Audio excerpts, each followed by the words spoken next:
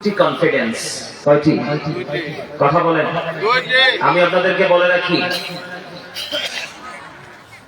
আপনাকে আল্লাহ জবান দিছে শুধু বোট বাদাম খাওয়ার জন্য নয়, কোন বিয়ে বাড়িতে যে সুস্বাদু খাবার খাওয়ার জন্য নয়, বন্ধুদেরকে নিয়ে নিজের সমবয়সী মানুষদেরকে নিয়ে কোন কোলাহল পরিবেশে নিজেদের মন মতো জায়গায় গিয়ে, এটা যে কোনো জায়গা, আনাদার প্লেস, যে কোনো জায়গা হতে পারে, ওখানে গিয়ে আপনি অগ্রহণযোগ্য অপ্রাসঙ্গিক বক্তব্য দেওয়ার জন্য কিন্তু আল্লাহ আপনাকে জবানটা দেয়নি।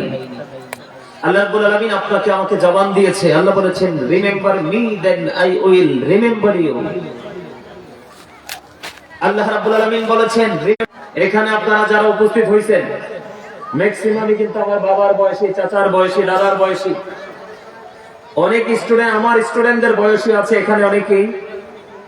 আমি আপনাদেরকে বিনীত ভাবে অনুরোধ করবো, এটা একটা ক্লাস, প্রফেশনালি এটা টিচিং প্রফেশন। আপনি কিন্তু এটাকে ফিলিংস থাকার কথা, সেই ফিলিংস আমাদের মধ্যে নেই। আমাদের মধ্যে যে ফিলিংস আছে, যে থিংকিং নিয়ে আমরা কন্টিনিউয়াসলি আমরা চলাফেরা করতেছি, এই থিংকিং আপনার ফিউচারকে একদম 100% ব্যাক করে দিবে। বল হুজুর কেন? আল্লাহ রাব্বুল আলামিন সূরা আলে ইমরান 185 নম্বর আয়াতের শেষ অংশে বলে দিয়েছেন, ওমাল হায়াতুদ দুনিয়া ইল্লা মাতাউল গুরুর। এই দুনিয়ার জিন্দেগি, দুনিয়ার হায়াত এটা ধোঁকা। এখন আপনি আল্লাহর রাসূলকে ভুলে, আল্লাহর রাসূলকে ভুলে শুধু আপনি কন্টিনিউয়াসলি আপনি মানে কি বলবো, দুনিয়া নিয়ে ব্যস্ত হয়ে আছেন। তা আপনি কি ধোঁকার মধ্যে আছেন না? আমার কাছে বড় আফসোস লাগে। আমি জানতাম নবীনগর এলাকার মানুষ সত্যিকারের নবী প্রেমিক, অলি প্রেমিক, কিন্তু এখানে এসে আমি সত্যিই অবাক হয়ে গেলাম। এই সময়টা তো এখন কোনো কাজ নাই তো কারো, আছে কারো কাজ? কথা বলেন, কাজ নাই তো, কিন্তু ওরা কোথায়? হয় ওরা কৃপণ, আর না হয় ওরা অহংকারী। আপনি এর বাইরে যেতে পারবেন না, আপনার মধ্যে কৃপণতা আছে, এই জন্য আপনি এখানে আসতে পারেন না। আর যদি আপনি বলেন যে হুজুর না, আপনি আপনার বক্তব্যটাকে কি করেন, এক্সপান্স করে দেন, এটা আমরা গ্রহণ করি না, তাহলে আপনি কেন আসেননি? তাহলে আমি মনে করবো আপনি প্রাউড ফিল করতেছেন, আপনি অহংকার করতেছেন। আল্লাহ অহংকারীকে পছন্দ করে না, কৃপণকে তো আল্লাহ সহ্যই করতে পারে না। নাউজুবিল্লাহ বলেন। কেন? বলে হুজুর আপনি কোন অর্থে বলেছেন আমরা অহংকারী?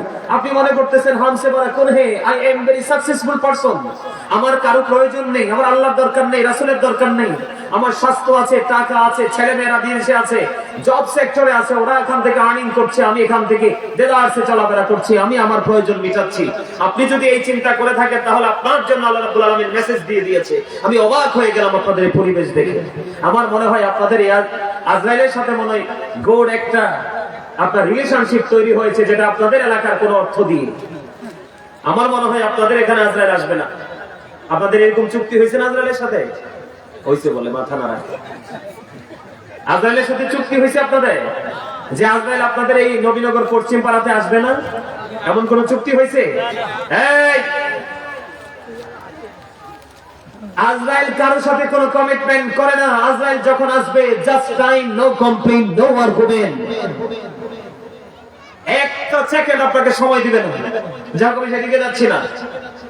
আপনারা যারা সন্তানের উপরে ডিপেন্ডেন্ট, আপনাদেরকে বলে দিতে চাই, আপনারা যারা সন্তানের উপরে নির্ভর করতে চান, সম্পত্তির উপরে নির্ভর করতে চান, আল্লাহ রাসূলকে ভুলে গিয়ে, আল্লাহ রাব্বুল আলামিন আপনার আমার জন্য আপনার কি বলবো, আপনাদেরকে অ্যালার্ট সিগন্যাল দিয়েছে, সতর্কতার সাইলেন্ট বাজিয়ে দিয়েছে।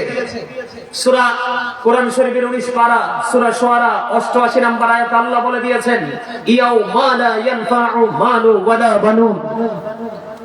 আপনার কিয়ামতের দিন আপনার ধন সম্পদ, সন্তান সন্ততি কিচ্ছু আপনার কোনো কাজে আসবে না। কারণ আপনি স্টুপিডের মতো চলাফেরা করেছেন পৃথিবীর বুকে, আপনি বোকার স্বর্গে বসবাস করেছেন। আমার কথাগুলো একটু অনেকের কাছে খারাপ লাগতে পারে, তার কারণ হলো রাসূল বলেছেন, আল্লাহ কুমুরুল হক কথা তিতা। হক কথা কি? তিতা। আল্লাহ রাব্বুল আলামিন বলে দিয়েছেন, আকুলু কাওলান সাদীদা। আল্লাহ রাব্বুল আলামিন বলে দিয়েছেন, সে দা রাইট থিং, সত্য কথা বলো, সঠিক কথা বলো। কেন? আমার রাসূল পৃথিবীর শ্রেষ্ঠ সৃষ্টি এবং সবার আগে সৃষ্টি। রাসূল বলেছে, I was A profit when Adam was mixture of water and mud। রাসূল বলেছেন, I was A profit when Adam was mixture of water and mud। যখন আদম কাদা মাটির মধ্যে ছিল, তখনও আমি নবী ছিলাম। জোরে বল সুবহানাল্লাহ। আরো জোরে। আরে জোরে আমাদের সুবহানাল্লাহ তো মজা হয় না। খাবারে লবণ না দিলে খেতে পারবেন কেন? কথা বলেন, স্বাদ লাগবে না। Thank you very much, absolutely right answer my younger brother. কি আপনারা হাসেন কেন? বেটা ছোট্ট তো উত্তর দিয়ে দিয়েছে কনফিডেন্সলি। ওর দেখেন না আমার জিকিরের সময় যে জজবা আসছে। আমি তো আমার প্রত্যেকটা শ্রোতা এখানে 1 লক্ষ মুসল্লিও যদি হয় আমি ওয়াজের শেষে বলে দিতে পারবো আপনারা কে কি করেছেন এখানে বসে বসে। আমি সেই লোক। এই ছেলে আমার জিকিরের সময় যে জজবা তার মধ্যে আসছে, মনে হয় আর একটু মনে হয় জিকির করলে মনে হয় অন্যরকম আচরণ শুরু করতো। ওই যে রাসূল বলছে যখন তোমরা জিকির করো এমন ভাবে জিকির করো মানুষ দেখলে যেন তোমাদেরকে পাগল বলে। আর আপনারা কিছু লোক করছেন চমৎকার ভাবে, এমনিতে তো লোক নাই। আর যারা আছেন কয়েকজন কোন দেশে আছেন সেটাই তো আমি জানি না। কথা বুঝতে পারছেন? আমার দিকে তাকান। এটা কি? কথা বলেন, এটার নাম কি? ক্লাস। এটা কি ক্লাস? আপনাদের টিচার কে এই মুহূর্তে? আমি। Thank you.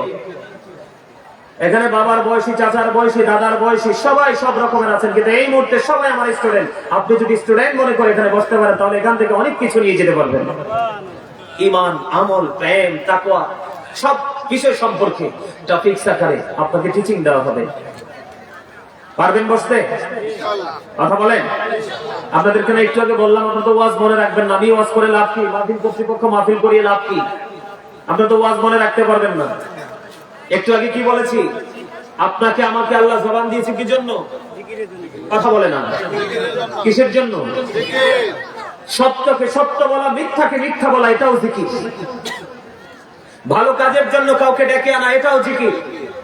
কাউকে খারাপ কাজ করতে দেখলে তাকে থামিয়ে দেওয়ার চেষ্টা করা, ওটাও জিকির। নামাজে দাঁড়িয়েছেন, ওটাও জিকির, কারণ এটা জিকিরের জলসা। আর হজে গিয়েছেন, ওটাও জিকির, ওটা হলো জিকিরের জুলুস। সুবহানাল্লাহ বলতেছেন, এটাও জিকির। আলহামদুলিল্লাহ বলতেছেন, এটাও জিকির। লা ইলাহা ইল্লাল্লাহ বলতেছেন, এটাও জিকির। আল্লাহু আকবার বলতেছেন, ওটাও জিকির। আপনি সত্যকে সত্য বলতে হবে, মিথ্যাকে মিথ্যা বলতে হবে। তো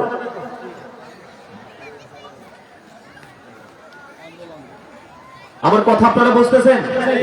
কথা বলেন। আপনারা সাড়া না দিলে আমি কথা বলতে পারবো না। তো বুঝতেছেন? লবণ না দিলে খাবার খাওয়া যায় না। কেন? স্বাদ হয় না। ঠিক লবণ না দিলে যেমনি খাবার মজা হয় না, মজা না হইলে যেমনি খাবার খাওয়া যায় না, তদ্রূপ আপনি যতক্ষণ না পর্যন্ত আল্লাহ আল্লাহ রসুলের প্রেমে না পড়বেন ততক্ষণ আপনার কাছে আমল মজা লাগবে না। আর যতক্ষণ আমল মজা লাগবে না, আপনাকে গোটা পৃথিবী দিয়ে দিল, আপনি আমলের দিকে নিজেকে ঝোঁকাতে পারবেন না। এজন্য আমল করার আগে আপনাকে প্রেমের ট্রেনিং নিতে হবে। আর সেই প্রেমের ট্রেনিং নেওয়ার জন্য আপনার জীবনে একজন গুরুত্বপূর্ণ, মোস্ট ইম্পর্টেন্ট একজন পার্সন প্রয়োজন, যিনি এডুকেশন স্কলার। কথা কি বুঝতে পেরেছেন? আপনি যদি তার সাথে কি করতে পারেন, গুড একটা রিলেশন বলেন, কমিউনিকেশন বলেন, যদি রাখতে পারেন, তাহলে একটা সুসম্পর্ক যদি রাখেন, তাহলে আপনার জীবনে সবচেয়ে বড় নিয়ামত কি জানেন? আপনার জান্নাত সুনিশ্চিত। মানুষ, সাধারণ মানুষ তো আমলই করে জান্নাতের জন্য, তাই না? কথা বলে না। কিসের জন্য? জান্নাতের জন্য। জান্নাত আপনারা চান না? তো আপনারা যদি সত্যিকারের একজন আলেমের সাথে যদি প্রেম করতে পারেন, হক হতে হবে। কিন্তু সব আলেম কিন্তু হক নয়। ওই যে আমার আগে আমার ভাই বলে গেছে, এখন কিন্তু আপনার এই নির্বাচন ঘড়ি আসছে, একটা শ্রেণী কিন্তু বের হয়ে গেছে, এই মার্কায় এই প্রতীকে ভোট দেন, জান্নাত সুনিশ্চিত। আপনি কি এদেরকে ঠিক বলবেন? কথা বলেন, এদেরকে ঠিক বলবেন? এরা দুনিয়ার প্রেমে পড়ে আপনাকে বোকা বানিয়ে তারা তাদের লক্ষ্যে পৌঁছাতে চায়। যেই যারা সত্যিকারের আলেম, তারা দিন দুনিয়া পৃথিবীর কোনো কিছুকে তোয়াক্কা করবে না। কোরআন এবং হাদিস, আল্লাহ এবং আল্লাহর রাসূল যে পথ দেখেছে, মক্কা মদিনাও যারা দেখায় ওরাও বোকা। কথা বলে না কেন? আপনাকে আমাকে রাসূল মক্কা মদিনা দেখায় যায় নাই। আপনারা মদিনায় যারা গেছেন, আমি মক্কা মদিনাকে রেফারেন্স টেনে ফতোয়া দিতে পারবেন না। কথা বুঝতে পারছেন? আমার কথা সোজা বোঝেন? সম্মানিত উপস্থিতি, আমি আপনাদেরকে বলে দিতে চাই, আমল শেখার আগে, আমল করার আগে প্রেম করবেন। আর প্রেমের জন্য আপনার জীবনে একটা মানুষ খুব বেশি প্রয়োজন। সেই মানুষকে সম্পর্কে আল্লাহ বলেছেন, join with my dear people, come to my paradise. Allah বলেছেন, join with my dear people, ফাদখুলি ফি ইবাদি। ওয়াদখুলি জান্নাতি, কাম টু মাই প্যারাডাইস। সুবহানাল্লাহ বলেন। আল্লাহ বলেছেন আমার প্রিয় লোকেদের সাথে যুক্ত হও আর আমার জান্নাতে চলে আসা। ওয়াস্তবে বলেন না সুবহানাল্লাহ। হুজুর, এই প্রিয় মানুষকে, এই প্রিয় মানুষ সম্পর্কে আল্লাহ রাব্বুল আলামিন মেসেজ দিয়েছেন, behold verily the friends of Allah have nothing to fear or to regret। যারা আল্লাহর প্রিয় লোক তারা যখন ওপারে যাবে, মৃত্যুবরণ করবে, এখান থেকে ওপারে ফিউচারে চলে যাবে, তাদের কোনো কি নাই, দুঃখ নাই, তাদের কোনো কষ্ট নাই, তাদের কোনো যন্ত্রণা নাই, ঠিক কিনা বলেন? অর টু রিগ্রেট, তারা পরকালেও চ্যাম্পিয়ন। তারা হলো হক্কানি আলেম, যাদের কাছে মদিনাওয়ালা আছে, মদিনাওয়ালার আহলে বাইতের প্রেম আছে, যাদের সিনায় আল্লাহর ওলিদের প্রেম আছে। এখানে হক্কানি আলেম এবং হক্কানি ওলিদেরকে বোঝানো হয়েছে। জোরে জোরে বলেন না সুবহানাল্লাহ, আর জোরে বলেন সুবহানাল্লাহ। Behold, verily the friends of Allah have nothing to fear or to regret. Ala inna awliya Allahi la khawfun alayhim wa la hum yahzanun। আর জোরে জোরে বলেন না সুবহানাল্লাহ। আর মজার খবর আছে তো, মজার খবর হলো we are your protecting friends in the life of the world and in the hereafter। নাহনু আউলিয়াউকুম ফিল হায়াতিদ দুনিয়া ফিল আখিরা। আমরাই তোমাদের বন্ধু দুনিয়ার জীবনে এবং পরকালের জীবনে। একজন সাধারণ মানুষের জান্নাত সুনিশ্চিত হয়ে যায় তখনই যখন একজন সাধারণ মানুষ, সে হোক রাখাল, সে হোক মেতর, সে হোক মুচি, আমরা ডিসটেন্স তৈরি করি, আমরা একটা কম্পেয়ার করার মানসিকতা তৈরি করি। কিন্তু আল্লাহ রাব্বুল আলামিন বলে দিয়েছেন ফি আই সূরাতিন মা শাআ রাক্কাবাত। আল্লাহ রাব্বুল আলামিন বলেছেন আল্লাহ ক্রিয়েটেড দ্য মাইন্ড। আল্লাহ আল্লাহর মন মতো করে আল্লাহর বান্দাকে সৃষ্টি করেছে। জোরে বলেন সুবহানাল্লাহ। আপনি যেই শ্রেণী পেশাটাকে আপনি নিজেকে আপন করে নেন, আপনি ওটার সাথে অ্যাডজাস্ট করে দেন, আপনার ঠিকানা হয়ে যাবে জান্নাত। কারণ আল্লাহ রাব্বুল আলামিন নিজেই কথা দিয়েছেন। জোরে বলেন সুবহানাল্লাহ। আর জোরে তাদেরকে বলা হয় ট্রুথফুল মেন। এই ট্রুথফুল মেনদের মধ্যে শ্রেষ্ঠ ট্রুথফুল হলো প্রফেট মুহাম্মদ রাসূলুল্লাহ সাল্লাল্লাহু আলাইহি ওয়াসাল্লাম। সেই নবী হলেন আপনার আমার প্রাণের রাসূল। জোরে কন্না সুবহানাল্লাহ। আরে জোরে, আরে জোরে। সত্য কথা বললে আপনারা রাগ করবেন? রাগ যদি করেন আই ডোন্ট কেয়ার, কিছুই করার থাকে না। কারণ আমার রাসূল বলেছেন, আল্লাহ বলেছেন সত্য বলতে। এই ইংরেজরা পর্যন্ত আপনার আমার রাসূলকে নিয়ে কি তথ্য দিয়েছে, এটা কি আপনি আমি জানি? জানি না। একটু শুনেন ইংরেজরা কি বক্তব্য দিয়েছে, ইংলিশরা কি বক্তব্য দিয়েছে। কিন্তু আমরা হতভাগা উম্মত, আমরা শুধু নামই উম্মত। আমরা কিন্তু আমাদের রাসূলকে কি করতে পারি নাই, ধারণ করতে পারি নাই, শুধু জবানে রেখেছি। আমরা আমার রাসূলের যে ক্যারেক্টার, সেটাকে আপনার আমার ব্যক্তি জীবনে ক্যারেক্টার হিসাবে আমরা আইডেন্টিফাই করতে পারি নাই। ঠিক কিনা বলেন? আরে জোরে। ইংরেজরা কি বলেছেন? হযরত মুহাম্মদ সাল্লাল্লাহু আলাইহি সাল্লাম was born in Arab country। এসেছেন কোথায়? আরব কান্ট্রিতে। কথা বলে না, আর জোরে বলেন না। হযরত মুহাম্মদ সাল্লাল্লাহু আলাইহি ওয়াসাল্লাম was born in Arab country. His father's name was Abdullah. His mother's name was Amina. His father said died before he was born. He lost his mother in his childhood. He was very truthful. আপনার আমার নবী শ্রেষ্ঠ সত্যবাদী ছিলেন। আওয়াজ তুলে কন্না সুবহানাল্লাহ। ইংরেজরা কিভাবে বলেছে খেয়াল করেছেন? ওরা কিভাবে বক্তব্য দিয়েছে? আল্লাহ রাসূল মক্কাতে এসেছে, আরবে এসেছে। তার বাবার নাম হলো আব্দুল্লাহ, মায়ের নাম হলো আমিনা। খেয়াল করেন বিষয়, ইনি পৃথিবীতে আগমন করার আগে বাবাকে হারিয়েছেন, শিশুকালে তিনি তার মাকে হারিয়েছেন। তারপরেও হি ওয়াজ ভেরি ট্রুথফুল। তিনি ছিলেন শ্রেষ্ঠ সত্যবাদী। আওয়াজ তুলে তুলে বলেন সুবহানাল্লাহ। আমি সেই নবীর উম্মত। আমি বুকে হাত দিয়ে বলি I am very successful person, I am the great person। কারণ আমি আখির নবীর উম্মত হতে পেরেছি। জোরে কোন সুবহানাল্লাহ। কারণ এই জন্য এদিক তাকান, আমার রাসূল বলেছেন I am from the light of Allah and everything has been created from my light। আমার রাসূল বলেছেন I am from the light of Allah, আমি আল্লাহর নূর থেকে, and everything has been created from my light। সৃষ্টির প্রত্যেকটা বস্তু আমি নবীর নূর মুবারক থেকে। আওয়াজ তুলে কন্না সুবহানাল্লাহ। যাবের যখন কষ্ট করেছিলেন আমার রাসূল তখন উত্তর দিয়ে দিয়েছেন। সুবহানাল্লাহ। এই এই ইয়াং মেন, এটা কিন্তু ভোট খাওয়ার জায়গা না। তোমার 365টা রাতটাও তোমাকে ভোট খাওয়ার জন্য দেওয়া হলো। এর মধ্যে আজকে একটা রাতের কিছু অংশ তোমরা আল্লাহর রাসূলের জন্য কুরবানি করবে। এই পকেটে আজকে ভোটও থাকবে না, বাদামও থাকবে না, কোনো কিছু খাওয়ার কোনো ইন্টারেস্ট আমাদের মধ্যে থাকতে পারবে না। যদি থাকে তাহলে কিন্তু আপনার মধ্যে প্রেম এবং তাকওয়া দুটোরই ব্যাঘাত ঘটবে। আল্লাহ রাব্বুল আলামিন আপনাকে আমাকে কি শর্ত দিয়েছে জানেন? আল্লাহ বলেছেন আল্লাযীনা আমানু, যারা ঈমান এনেছে, ওয়া কানু ইয়াত্তাকুন, এবং তাকওয়া অবলম্বন করেছে, লাহুমুল বুশরা, তাদের জন্য সুসংবাদ, ফিল হায়াতিদ দুনিয়া ও ফিল আখিরাহ। আপনি যদি কি করতে পারেন, ঈমান আনতে পারেন, ঈমান আনতে পারার পরে আপনি যদি ভয়, যেমন আপনি এখানে, আমি ঈমানটাকে বুঝাই, আপনাকে প্রেমটাকে বুঝাই, আপনি এখানে যখন ঢুকবেন, ঢোকার সময় আপনার মনের মধ্যে একটা শব্দ থাকবে, আল্লাহ গো, আমি যেন আল্লাহ আল্লাহ আল্লাহ তুমি এবং তোমার হাবিবের যেই প্রেম, যে মোহাব্বত নিয়ে যেন আদরের সাথে আমি এখানে বসতে পারি, বসার পরে যেন আমার দ্বারা এমন কোন গর্হিত আচরণ, বেয়াদবি না হয় যেটাতে তুমি এবং তোমার রাসূল কষ্ট পাবে। এটার নামই হলো তাকওয়া। এটার নাম কি? আপনার মধ্যে তাকওয়া থাকলে আল্লাহ কথা দিয়েছে, আল্লাহ আপনাকে মাফ করে দিবেন। আল্লাহ বলেছেন, O believers, you fear me. ঈমানদারকে ডাক দিয়েছেন আল্লাহ, বেঈমান, কাফের, মুশরিক, মুনাফিককে ডাক দেয়নি। কারণ মুনাফিকের ঠিকানা হলো জাহান্নামের সর্বনিম্ন স্তর। ইন্নাল মুনাফিকিনা ফি দারকিল আসফালি মিনান নার।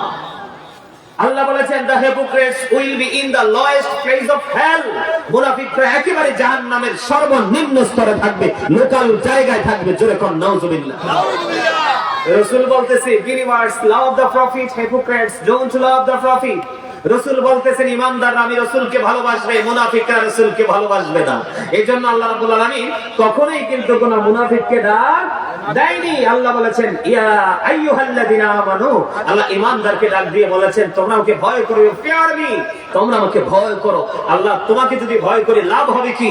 আল্লাহ বলেছেন, আল্লাহ উইল ফরগিভ ইউ, আল্লাহ আপনার আমার সমস্ত জীবনের গুনাহ মাফ করে দিবে। জোরে জোরে কোন সুবহানাল্লাহ। আর যারা বলেন না সুবহানাল্লাহ। ভালো লাগছে না খবরটা? কার কার কাছে ভালো লাগতেছে? সবার কাছে ভালো লাগতো না তো? হক কথা কি সবার কাছে ভালো লাগে? যদি হক কথা সবার কাছে ভালো লাগতো, এই দেশে নির্বাচন করা লাগতো না, কোন বিচারকের দরকার লাগতো না, পুলিশ প্রশাসনের দরকার লাগতো না। ভালো লাগে না বলেই তো এত কিছু প্রয়োজন। কথা বুঝে আসে আমার? আর যারা বলেন না, এগুলো আমার ওয়াজ না। আপনাদের অবস্থা দেখে আমি কি করব? কার কাছে ওয়াজ করব? আমি তো হতাশায় ভুগতেছি, এত দূর থেকে আসলাম। অন্যান্য জায়গায় মাহফিলে গেলে মানে মানুষকে ওভারটেক করে প্যান্ডেলের দিকে যাওয়া বা সবকিছু মিলিয়ে একটা ব্যতিক্রম কিছু দেখতে পাই, ভাবছি এখানে এরকমই হবে। যাই হোক, আপনারা যারা এসছেন আপনাদেরকে পেয়ে আমি খুশি। তবে আমার একটা মূল একটা সাবজেক্ট দেওয়া হয়েছে, ওই সাবজেক্টের উপরে আলোচনা করব। তার আগে আমি আপনাদেরকে আরো কিছু কথা বলবো। হুজুর আসবে কখন? প্রধান বক্তা আসবে কখন? 10টায়? 9টা বেজে গেছে না? আচ্ছা ঠিক আছে, 10টায় আসবে উনি। 1 ঘন্টার মধ্যে আমি আমার মূল আলোচনাটাকে গোছানোর চেষ্টা করব। আপনারা একটু গভীরভাবে খেয়াল করার চেষ্টা করেন। সম্মানিত উপস্থিতি, যখন যেটা বললাম আমি, এটা একটা ক্লাস। দুনিয়া ক্লাসে ক্লাস করলে, দুনিয়ার ক্লাসে যদি আমরা ক্লাস করি তাহলে দুনিয়া সম্পর্কে আমরা জানতে পারি। এই এদেরকে উঠান, বাচ্চাদেরকে উঠান, আপনারা সামনে আসেন। সবাইকে সামনে আসতে হবে, সবাই সামনে আসেন, একটু জায়গা ফাঁকা রাখবেন না। বাচ্চাদেরকে আপনাদের গেফে গেফে বসান। এইভাবে বাচ্চাদেরকে সামনে দেওয়া, ওয়াজের, দুরুদের, জিকিরের সবকিছুর বেগার আপনাদের গেফে গেফে বসান। আপনারা সামনে আসেন। এই চাচা সামনে আসেন, সামনে আসেন, সামনে আসেন। ওদেরকে গেফে গেফে বসান, একসাথে সারিবদ্ধ ভাবে বাচ্চাদেরকে বসেন, ওরা ডিস্টার্ব করবে। আপনারা সবাইকে বলছি, আপনারা যেভাবে বসছেন এটা কোনো জান্নাতের বাগানে বসার কোনো আদব না। আপনাদেরকে জিকির করার সময় ইশারা দিছিলাম, আপনারা শুনেন নাই কথা।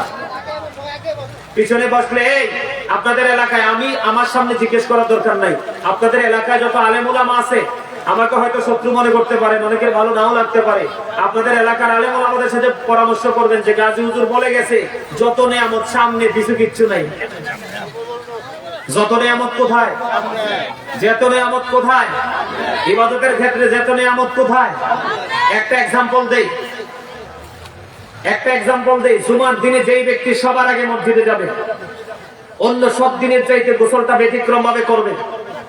সবচেয়ে সুন্দর ওই ডিজিটাল পোশাক না, কিন্তু ওই যে শার্ট, শর্ট, গেঞ্জি এগুলো না, লম্বা জামা পরে মসজিদে যাবেন, গায়ে আতর মাখাবেন, সবার আগে দিয়ে সামনের কাতারে বসবেন, সুন্দর করে নামাজ শেষ করে সবার পরে মসজিদ থেকে বের হয়ে যাবেন।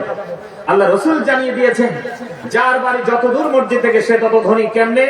আল্লাহ রাসূল বলে দিয়েছেন, তুমি সবার আগে মসজিদে যাবে এবং সবার পরে মসজিদ থেকে বের হবে। বাড়ি যাইতে যতগুলো কদম লাগবে, প্রত্যেকটা কদমের বিনিময়ে তোমার আমল নামায় 1 বছরের নফল ইবাদতের সওয়াব দেওয়া হবে।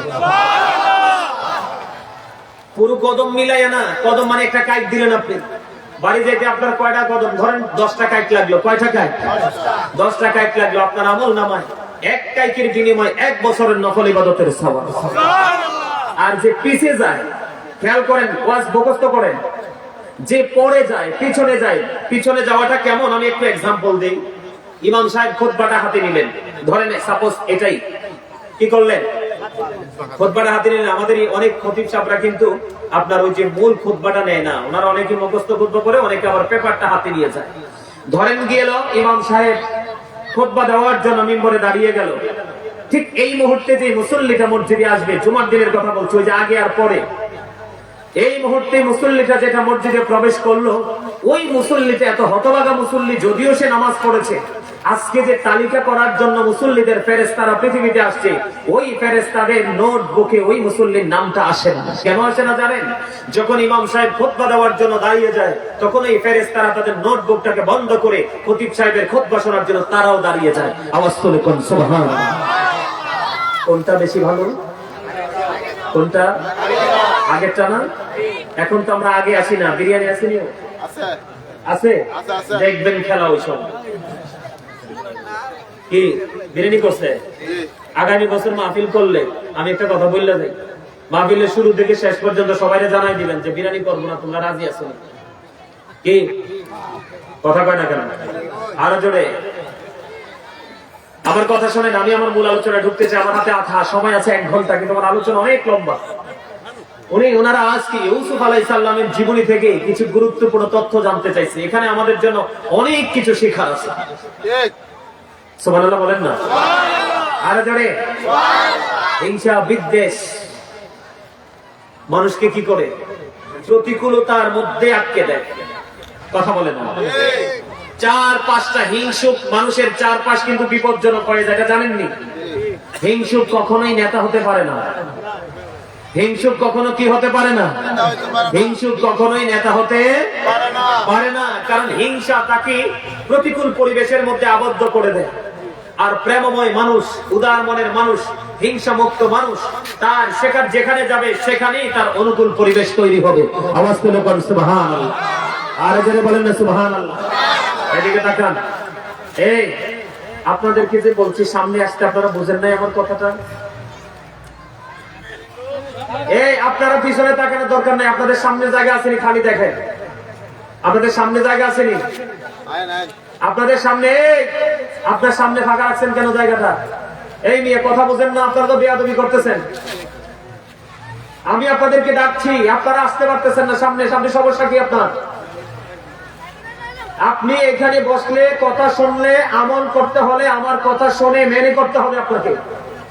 কারণ এটা জান্নাতের বাগান, এখানে বসারও সিস্টেম আছে। আপনি কিন্তু মামার বাড়িতে যাইয়া যেভাবে কলা খান, এইভাবে বসে এখানে কলা খাইতে পারবেন না। আপনি কি তখন মরিচ খেতে গিয়ে যেভাবে মরিচ পারেন ইচ্ছে মতো, এইভাবে এটা মরিচ ক্ষেত মনে করতে পারবেন না। আপনি তখনই এখান থেকে সাকসেস হয়ে যাবেন যখন আপনার কাছে মনে হবে এই মুহূর্তে পৃথিবীর সবকিছুর থেকে দামি জায়গা এইটা, তখনই আপনি দামি হতে পারবেন। মানুষের চিন্তা মানুষকে বদলে দেয়, মানুষের ভাবনা মানুষকে অন্ধকার থেকে আলোর দিকে নিয়ে যায়। আর আমি আপনাদের কাছে আসছি মেহমান। মানুষ নতুন কিছু দেখতে এমনিতেও তো তার প্রতি একটা এক্সপেকটেশন জন্ম হয়ে যায়, যায় কি যায় না? আর আপনাদেরকে বলি মাঝে মাঝে একটু হাসবেন। কি করবেন? আল্লাহ রাসূল মানুষ সুস্থ থাকার জন্য যে অপশন গুলো দিয়েছেন, এর মধ্যে এক গুরুত্বপূর্ণ অপশন হলো হাসি। তবে অতিরিক্ত না, কি না? অতিরিক্ত না। অতিরিক্ত হাসলে আবার দিলটা মারা যায়। আপনি কিন্তু এই মাথা থেকে পা পর্যন্ত বডি স্ট্রাকচারটা, এটা কিন্তু মানুষ না। জানেন কিনা জানি না, এটাকে আমরা মানুষ বলি, ইংলিশ এটাকে বডি বা দেহ তো বাংলাতে বলা হয়, ইংলিশ এটাকে বডি বলা হয়। কি বলা হয়? কথা বলেন। অথবা মেন বলা হয়, অথবা পার্সন বলা হয়, তাই তো? খেয়াল করেন বিষয়টা, খেয়াল করেন। আমি আপনাদেরকে কি বুঝাইতে চাই আবারও বলছি, এটা এমন একটা জায়গা, এখানে আসবেন আপনি গুনাহ নিয়ে বের হয়ে যাবেন, এই সীমানা পার হবেন নিষ্পাপ হয়ে। আল্লাহি, আল্লাহর কসম করে বলছি। কারণ কি জানেন? যে এখানে 40 জন মানুষ থাকে, এখানে একজন থাকে আল্লাহর মাহবুব বান্দা, ওইটার সাথে বাকি সবগুলোকে আল্লাহ কবুল করে নেয়। তবে আপনার নিয়তের মধ্যে বিশুদ্ধতা থাকতে হবে, প্রেম থাকতে হবে, তাকওয়া থাকতে হবে। একটু বলে দেই, এটার নাম কি? মানুষ। সোজা কথা, এটার নাম কি?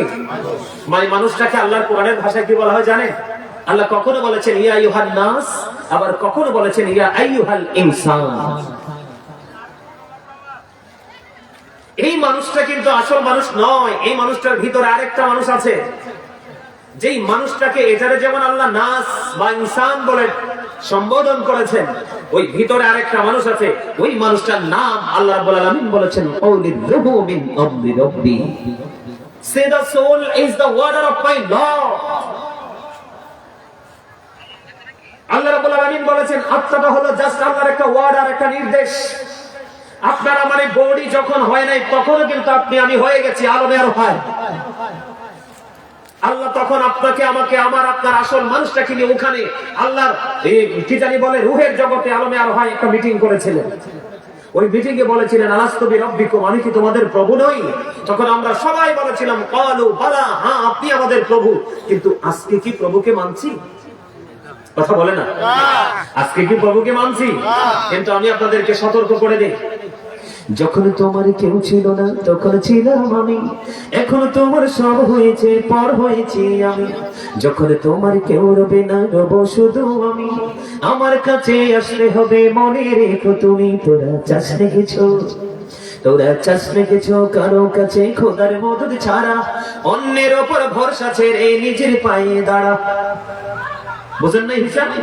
ওই যে একটু আগে বললাম কোরআন শরীফের 19 পারা সূরা শুআরা 88 নম্বর আয়াত, আল্লাহ বলেছেন আপনার ধন সম্পদ সন্তান সন্ততি কিচ্ছু কাজে লাগবে না। তাহলে সেই দিনের কথা যদি আপনার মনে থাকে, আপনি কারোর উপর নির্ভর করতে পারবেন না। আপনার জীবন থাকতেই আপনার বাজার আপনাকে করে ওপারে যেতে হবে। এই বাজার করার জন্য গুরুত্বপূর্ণ মার্কেট হলো আজকে এটা, আর এখান থেকে মার্কেটিং করবেন আপনারা শ্রোতা। সুবহানাল্লাহ বলেন, আর যারা বলেন পদ্মা মেঘনা যমুনার তীরে, কত ঢেউ চলে যায় আসে না তো ফিরে। বলেন পদ্মা মেঘনা যমুনার তীরে, কত ঢেউ চলে যায় আসে না তো ফিরে। আমিও চলে যাব এমনি করে, আসবো না কভু ফিরে। বলেন পদ্মা মেঘনা যমুনার তীরে, কত ঢেউ চলে যায় আসে না তো ফিরে। মানুষ চলে যাওয়ার পরে ফিরে আর আসছে? একটা বার কেন আপনারা চিন্তা করেন না? আপনার আমার চারপাশে কত গোরস্থান আছে, কত প্রিয় মানুষ চলে গেছে। বিজ্ঞান পৃথিবীর সব জায়গায় পৌঁছে গেছে। আপনার ঘরের আঙ্গিনায় 3.5 হাত মাটির ঘর, এখানে আপনিও যেতে পারছেন না, বিজ্ঞানও যেতে পারছে না। কেন বুঝেন না? এটা রহস্যময়ের জায়গা।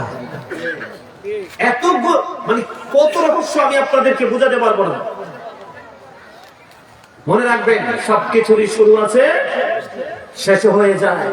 শ্রাবণ এসে ঝরে ঝরে সব ফিরে যায়। কথা বলেন না কেন? কথা বুঝেন নাই? সবকিছুরই শুরু আছে, শেষ হয়ে যায়। শ্রাবণ এসে ঝরে ঝরে সেও ফিরে যায়। দুঃখের শেষে সুখ এসে দুয়ারে দাঁড়ায়। সবকিছুরই শুরু আছে, শেষ হয়ে যায়। শ্রাবণ এসে ঝরে ঝরে সেও ফিরে যায়। দুঃখের শেষে সুখ এসে দুয়ারে দাঁড়ায়। সবকিছুরই শুরু আছে, শেষ হয়ে যায়। বুঝেন না হিসাব? নিশ্চয়ই দুঃখের পরেই সুখ আছে, এটা আপনাকে মনে রাখতে হবে। তবে এই দুনিয়াতে আপনাকে দুঃখ কষ্টের মধ্য দিয়ে হলো আপনি কি করতে পারবেন? কি করতে হবে? আল্লাহ রাসূলের গোলামি করতে হবে। তাহলে আপনি ওপারে গেলে সুখ পাবেন, আপনার ওখানে আর কোনো দুঃখ নেই। আপনারা মুরব্বীরা তো আগে অনেক পড়েছেন, এই দুনিয়ার মুসাফির খানা জানো না, এই দুনিয়ার মুসাফির খানা জানো না। কত মানুষ আইলো গেল, রইল না। আল্লাহুম্মা মাশাআল্লাহ মাশাআল্লাহ ওয়া আলা আলি মোহাম্মদ কান্দায় না প্রাণের নবীকে কান্দায় না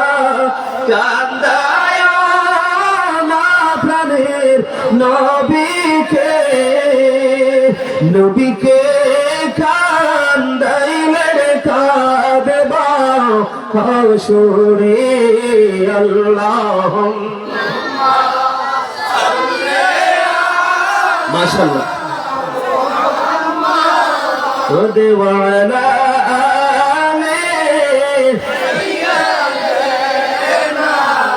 মোহাম্মদ কবরেরই খবর যদি মানুষ জানিত কবরেরই জানিত গোরবাড়ি রিয়ার সবাই পালাইতো আল্লাহুম্মা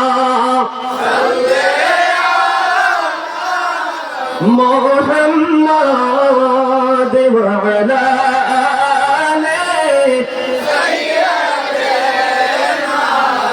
মোহাম্মদ করবা বাড়ি করবা ঘর করবা কি করবা ঘর করবা ভারি করবা কি যখনই নিয়ার যাবে প্রাণ পাখি আল্লাহুম্মা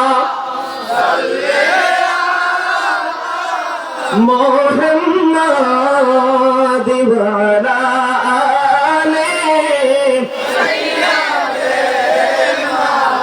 মুহাম্মদ মদিনারি মাটি যাবি মোরা হইতাম মদিনারি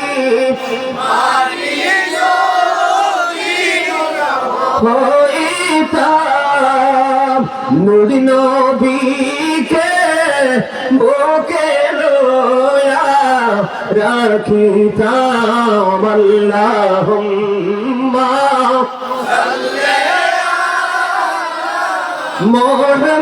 মুহাম্মাদ ওয়া আলা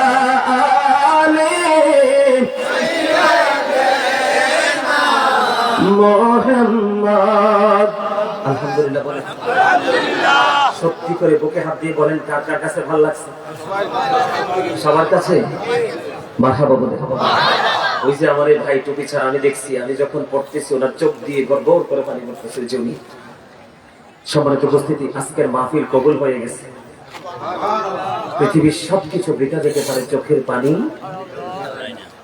শুধু বৃথা না জাহান্নামের আগুন যে কত হিংস্র হবে সেই দিন এই যে চোখের এক ফোঁটা ফোঁটা জল চোখের এই ফোঁটা ফোঁটা পানি এগুলোকে আল্লাহর কাছে সংরক্ষণ করে রাখা হবে সেই দিন জাহান্নামের আগুনকে প্রতিহত করা হবে এই দুনিয়াতে বান্দার চোখের পানি দিয়ে দুরূদ পড়ছেন না রাসূল বলেছেন কেউ যদি রাসূলকে ভালোবেসে প্রতিদিন 1000 বার যদি দুরূদ পড়তে পারো জান্নাত না দেখা পর্যন্ত তার মরণ হবে না হাদিসের রাবী হলেন হযরত আনাস রাদিয়াল্লাহু তাআলা আনহু হাদিসটি এসেছে দাইলামি শরীফের মধ্যে যেই ব্যক্তি জুমার দিনে রাসূলকে ভালোবেসে মাত্র 80 বার দরুদ পড়বে তার 80 বছরের সগীরা গুনাহ আল্লাহ মাফ করে দিবে আর যারা বলেন সুবহানাল্লাহ আমি অনেক আগে আমার মূল আলোচনায় ঢুকে যেতাম কিন্তু আপনারা তো আসেননি আমি কার কাছে আলোচনা করব এই আলোচনা থেকে অনেক শিক্ষা আছে এই আমি যে ইউসুফ আলাইহিস সালামের জীবনী থেকে গুরুত্বপূর্ণ কিছু তথ্য আমি আপনাদেরকে দিব চেষ্টা করব ছোট্ট করে পুরো বিষয়টা শেষ করার জন্য 1 ঘন্টা সময় আমার কাছে আছে একটু মাইনাস হয়ে গেছে সম্মানিত উপস্থিতি আমি আজকে এদিকে তাকান আমি আজকে আলোচনার একটা শিরোনাম দিয়েছি আবার বলছি ভাইরা আমার বাবার আমার আবারও বলছি এটা একটা ক্লাস অত্যন্ত সতর্ক অবস্থানে আমাদেরকে ক্লাসে শুনতে হবে অত্যন্ত সূক্ষ্মভাবে যখন শুনবেন তখন আপনি নেগেটিভ পজিটিভ দুটোকে আপনার ব্রেইনে সেটআপ দিতে পারবেন। আর ওই সেটআপই আপনার লাইফ স্টাইলকে চেঞ্জ করার জন্য অনেক বেশি গুরুত্বপূর্ণ ভূমিকা রাখবে। সুবহানাল্লাহ বলেন। আলোচনা শুনতে হলে 3টা শর্ত। কয়টা? এই কান দিয়ে শোনেন, আমি আলোচনা ঢুকলে কিন্তু ডান বাম কোনো দিকে যাব না। আলোচনা শুনতে হলে 3টা কন্ডিশন, 3টা শর্ত। কয়টা? ফার্স্ট কন্ডিশন, প্রথম শর্ত হলো স্টপ ইউর মাউথ এভরিবডি, সকলের জবানকে বন্ধ রাখতে হবে। সেকেন্ড কন্ডিশন হলো, দ্বিতীয় শর্ত হলো listening my lecture very attentively, আমার কথা সবাইকে মন দিয়ে শুনতে হবে। থার্ড কন্ডিশন, আপনি বলতে পারেন যে হুজুর আই সেড ডোন্ট অ্যাকসেপ্টেবল, আমার কাছে ভালো লাগছে না, আমি বলবো I say go to your seat, out of sight, আপনি বাসায় চলে যাবেন। কারণ আজকেরই আলোচনা, আজকেরই মাহফিল সেন্স এবিলিটি সম্পন্ন পার্সনদের জন্য। তার মানে আজকেরই মাহফিল বিবেকবান মানুষের জন্য, যারা ভেরি ইন্টেলিজেন্ট, ভেরি ক্লেভার, তাদের জন্য আজকেরই জান্নাতের বাগান। যারা স্টুপিড, যারা সেন্সলেস, যারা বিবেকহীন, এখানে তাদের জন্য কিচ্ছু নাই। শোনেন, আল্লাহ রাসূল বলেছেন পৃথিবীর সম্পদ পেয়ে সবাই খুশি। কি? আর যারা বলেন পৃথিবীর সম্পদ পেয়ে সবাই খুশি, এটা যে পায় সে খুশি। আল্লাহ দুনিয়ার সম্পদ যাকে ইচ্ছা তাকে দেয়, কিন্তু দিনের ইলম, দিনের শিক্ষা আল্লাহ যাকে ইচ্ছা তাকে দেয় না, যাকে অনেক বেশি ভালোবাসে তার সিনায় ঢুকিয়ে দেয়। যেরকম সুবহানাল্লাহ। আরে চলে যাদের সিনায় আল্লাহ আল্লাহ রাসূলের বাণী আছে তাদেরকে আপনি ভালোবাসবেন না? তবে ভালোবাসার মানুষ হবেন কিভাবে? এখন আমাদের মধ্যে অনেকে আছে যে কাউকে লাগবে না, আমি শুধু আল্লাহকে ডাকবো। বা ইঞ্জিনিয়ার ছাড়া বাড়ি হয় না তো, ডাক্তার ছাড়া রোগ সারে না তো, চাষাবাদ না করলে, জমি আবাদ না করলে ফসল হয় না তো। আপনি বলেন ডাক্তারের ছেলে কি ডাক্তার হয়? বানাতে হয় না? কথা বলে না, বানাতে হয় না? ঠিক আপনাদেরকে আর আশা করি বেশি বলতে হবে না। আপনারা যতটুকু এসেছেন আলহামদুলিল্লাহ মোটামুটি একটু সুন্দর এখন দেখা যায়, এতক্ষণ কিন্তু সুন্দর ছিল না। যাই হোক, আমি আমার মূল আলোচনা ঢুকে যেতে চাই, আর অন্য আলোচনা করতে চাই না। সম্মানিত উপস্থিতি, আমি আলোচনার হেডলাইন দিয়েছি, আজকে শিরোনাম দিয়েছি, আল্লাহ বলেছেন ইয়া আইয়ুহাল্লাযীনা আমানু ও আনফুসাকুম ও আহলিকুম নারা। আল্লাহ রাব্বুল আলামিন বলেছেন O believer save yourself and your family from the fire. Allah ঈমানদারকে বলেছেন তুমি জাহান্নাম থেকে বাঁচো এবং তোমার পরিবারকেও জাহান্নাম থেকে বাঁচাও। যেরকম সুবহানাল্লাহ। আজকে যে আলোচনা করব, এই আলোচনা থেকে বুদ্ধিমান যারা তারা অনেক কিছু নিতে পারবেন। আল্লাহ যেন নেওয়ার তৌফিক দান করে। সকলে বলেন আমিন। আর যারা বলেন আমিন। বন্ধুরে আমার, ইউসুফ আলাইহিস সালাম এমন একজন নবী ছিলেন বন্ধু, অপূর্ব সুন্দর ছিলেন। তার সুন্দরের বর্ণনা দিতে গিয়ে বন্ধু আমি আজকে 10টা 32 মিনিটে ইউসুফ আলাইহিস সালামের জীবনী নিয়ে বসেছিলাম, আর ওই পড়া থেকে উঠেছি 2টা 5 মিনিটে একটানা। সুবহানাল্লাহ। কত মিনিট? সকাল 10টা 32 মিনিটে বসছি পড়া নিয়ে, আর উঠেছি কোথায়? 2টা 5 মিনিটে। উঠে শুধু গোসল করলাম, নামাজ পড়লাম, আপনাদের উদ্দেশ্যে রওনা দিয়ে দিলাম বন্ধু। পুরোটা বলতে পারবো না, পুরোটা আপনার জীবনে প্রয়োজন নেই, যেটুকু প্রয়োজন ছিল সেইটুকু জানাবো। বন্ধুরে আমার, ইউসুফ আলাইহিস সালাম অত্যন্ত সুন্দর ছিলেন। ও বন্ধু, তিনি ছিলেন অত্যন্ত, কি বলে থাকে ইংলিশে? সুবহানাল্লাহ বলেন না? সুবহানাল্লাহ। কি বলে? বিউটিফুল। কথা বলেন না কেন? Very beautiful. অত্যন্ত সুন্দর ছিলেন। এত সুন্দর ছিল বন্ধু, ইউসুফ আলাইহিস সালামের লোকের ঝলকে ও বন্ধু নারীরা ফল কাটতে কাটতে হাতের আঙ্গুল কেটে ফেলেছে, তারা এটা অনুভবই করতে পারে না। জোরে জোরে কন্যা সুবহানাল্লাহ। বন্ধুরে আমার, ওই হাতটা কেন কাটলো সেইখানে আমি পড়ে যাব। আগে শুরুটা এমন ভাবে করতে চাই বন্ধুরে আমার, ওনার বাবার নাম ছিলেন হযরত ইয়াকুব আলাইহিস সালাম। 12টি সন্তান ছিল। কয়টি? এর মধ্যে একটা হলো হযরত ইউসুফ আলাইহিস সালাম। ইউসুফ আলাইহিস সালামকে এত বেশি সুন্দর, এত বেশি ভালোবাসতেন ওনার বাবা ইয়াকুব আলাইহিস সালাম। ওনার ভাইয়েরা কখনোই এটা মানতে পারত না, সুবহানাল্লাহ। হিংসা করত। একদম সোজা কথা, আপনার আমার ফ্যামিলি পরিবারের মধ্যে হিংসা আছে না নাই? বন্ধু, মা বাবা কাকে বেশি ভালোবাসবে, মা বাবা কাকে বেশি ভালোবাসবে, কাকে কম ভালোবাসবে, এটা প্রত্যেকটা সন্তানের কর্মের উপরে নির্ভর করে। কথা বলে না কেন? আরো যারা বলেন বন্ধুরে আমার, ইউসুফ আলাইহিস সালামকে বাবা বেশি ভালোবাসতেন, উনিও ছিলেন নবী। ইউসুফের অন্য ভাইয়েরা, ইউসুফ আলাইহিস সালামের অন্য ভাইয়েরা সেটা মানতে পারতেন না, তারা এটা গ্রহণ করতে পারতেন না, এটা সহ্য করতে পারতেন না। বন্ধুরে আমার, এই দিক দিয়ে ইয়াকুব আলাইহিস সালাম তিনিও ছিলেন অত্যন্ত সতর্ক। তিনি বুঝতে পেরেছিলেন ওনার বাকি সন্তানগুলো ইউসুফকে সুযোগ পেলে দুনিয়া থেকে বিদায় করে দেওয়ার চেষ্টা করবে। জোরে জোরে কন্যা নাউজুবিল্লাহ। বন্ধুরে আমার, হযরত ইউসুফ আলাইহিস সালামকে একদিন কি করলেন ভাইয়েরা, খেলার অজুহাতে ওনাকে বাবার কাছ থেকে নিতে চাইলেন। কিন্তু নিতে চাওয়ার আগে তাদের মধ্যে একটা পরামর্শ হলো যে কেউ কেউ বললেন তারা তো কয়জন ভাই, ইউসুফ আলাইহিস সালামের আপন ভাই হলো আরেকজন। কয়জন? একজন। আর 10 জন হলো তার সৎ ভাই। আমাদের দেশে সৎ ভাইয়ের মধ্যে কলহ আছে না নাই? আরো জোরে বলেন, আছে না নাই? বন্ধুরে আমার, তাদের মধ্যে কেউ কেউ পরামর্শ করলেন যে ইউসুফ আলাইহিস সালামকে চিরতরে পৃথিবী থেকে বিদায় করে দেব। আবার কেউ কেউ চিন্তা করলেন না না না, তাকে কুফের মধ্যে ফেলে দেব, কোন পথচারী যাওয়ার সময় তাকে ওখান থেকে কুড়িয়ে নিয়ে যাবে। এই পরামর্শ তারা করলেন।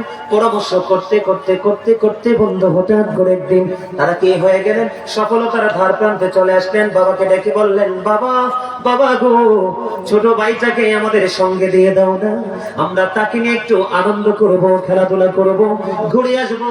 ইয়াকুব আলাইহিস সালাম দিতে রাজি হলেন না।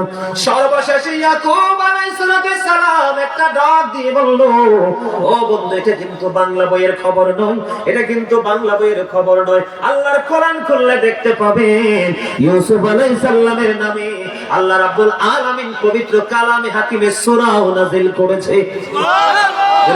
সুবহানাল্লাহ। বাবার কাছে চলে গেলেন, বাবা রাজি হয়ে গেলেন, কিন্তু বাবার মনের মধ্যে শঙ্কা রয়ে গেল, না জানি কি হবে রে, কারণ হওয়াটাই তো স্বাভাবিক। ও বন্ধু, তারা কি করলেন, তাকে খেলার অজুহাত দিয়ে বাবার কাছ থেকে নিয়ে গেলেন। নিয়ে যাওয়ার পরে তারা কি করলেন, ওই ভাইরা মিলে হযরত ইউসুফ আলাইহিস সালামকে ও বন্ধু কুফের মধ্যে ফেলে দিলেন। জোরে জোরে কন্যা নাউজুবিল্লাহ।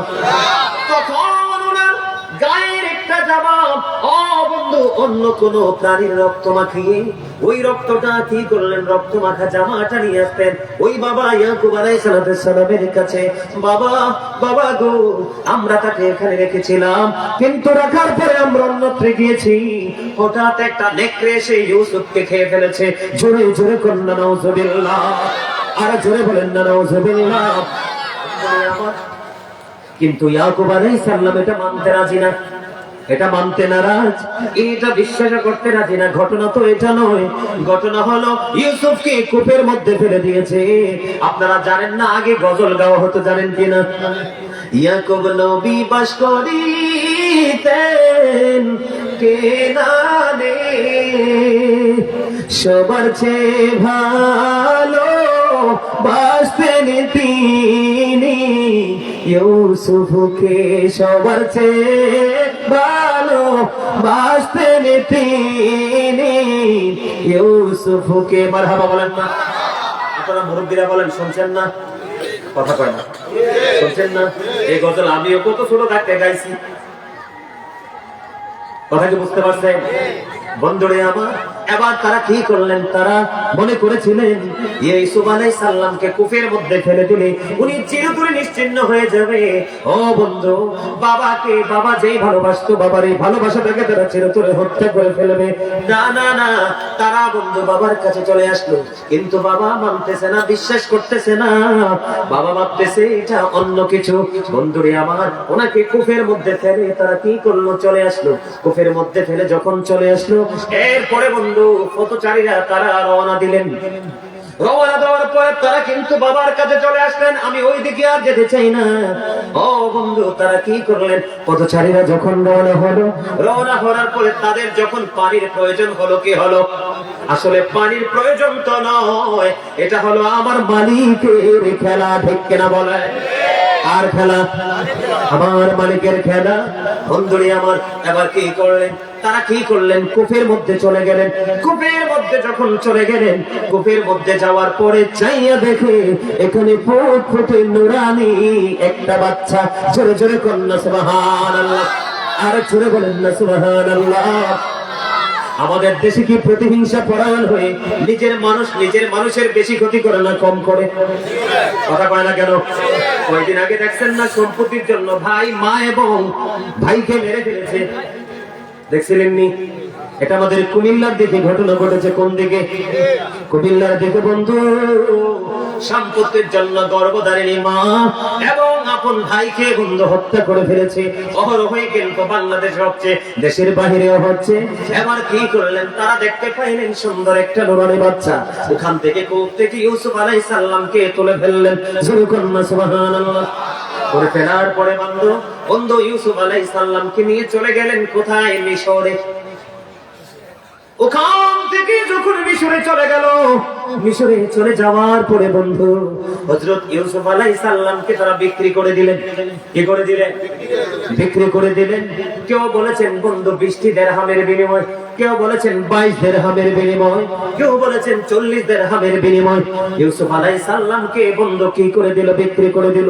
উনি মিশরে কি হচ্ছে চলাফেরা করতেছেন, ধীরে ধীরে ধীরে ধীরে ধীরে ধীরে বন্ধু তিনি বড় হতে লাগলেন। জোরে কন্যা সুবহানাল্লাহ। আস্তে আস্তে আস্তে আস্তে করে বন্ধু বড় হতে লাগলেন। যার কাছে বিক্রি হলো, আমি যতটুকু জেনেছি ওনার নাম হলো আজিজ। কি? আর যারা বলেন যার কাছে বিক্রি করলেন, ও বন্ধু ইনি ওনাকে দাস মনে করে লালন পালন করে না।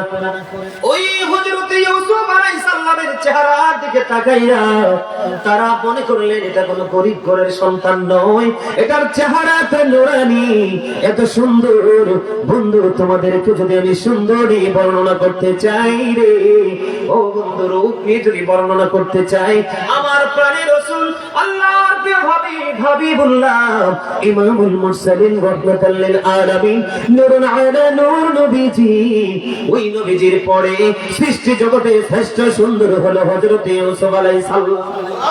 জোরে জোরে কন্যা সুবহানাল্লাহ। বন্ধুরে আমার, আল্লাহ রাসূল একদিন পূর্ণিমার রাতে, খেয়াল করেন আমি বোঝানোর জন্য বলতেছি, পূর্ণিমার রাতে আল্লাহ রাসূল একটা লাল রঙের চাদর মুড়িয়ে শুয়ে রইলেন। হঠাৎ করে বন্ধু একজন নজর দিলেন রাসূলের দিকে, একবার নজর দিলেন বন্ধু পূর্ণিমার চাঁদের দিকে। হাদিস শরীফের মধ্যে এসেছে, তিনি একবার তাকায় প্রাণের রাসূলের নুরানি চেহারা মোবারকের দিকে, আরেকবার তাকায় তিনি পূর্ণিমার চাঁদের দিকে, একবার তাকায় প্রাণের রাসূলের বন্ধু চেহারা মোবারকের দিকে, আরেকবার তাকায় তিনি পূর্ণিমার চাঁদের দিকে। তিনি বলে দিলেন, আমি তাকিয়ে দেখলাম পূর্ণিমার চাঁদ চাইতে সুন্দর আমার প্রাণের রাসূল। জোরে জোরে কন্যা সুবহানাল্লাহ। সুবহানাল্লাহ ওয়ালহামদুলিল্লাহ লা ইলাহা ইল্লাল্লাহ, সুবহানাল্লাহ ওয়ালহামদুলিল্লাহ লা ইলাহা ইল্লাল্লাহ, লা ইলাহা ইল্লাল্লাহ, লা ইলাহা নবী আমারি নহরের পুতুল জগৎ করলেন ও জালা, নবী আমারি নহরের পুতুল জগৎ করলেন ও জালা। রোজ হাসরে করবেন তিনি উম্মতের ফয়সালা। সুবহানাল্লাহ ওয়ালহামদুলিল্লাহ ইল্লাল্লাহ, সুবহানাল্লাহ ওয়ালহামদুলিল্লাহ, মুহাম্মাদে ইল্লাল্লাহ, লা ইলাহা ইল্লাল্লাহ, লা ইলাহা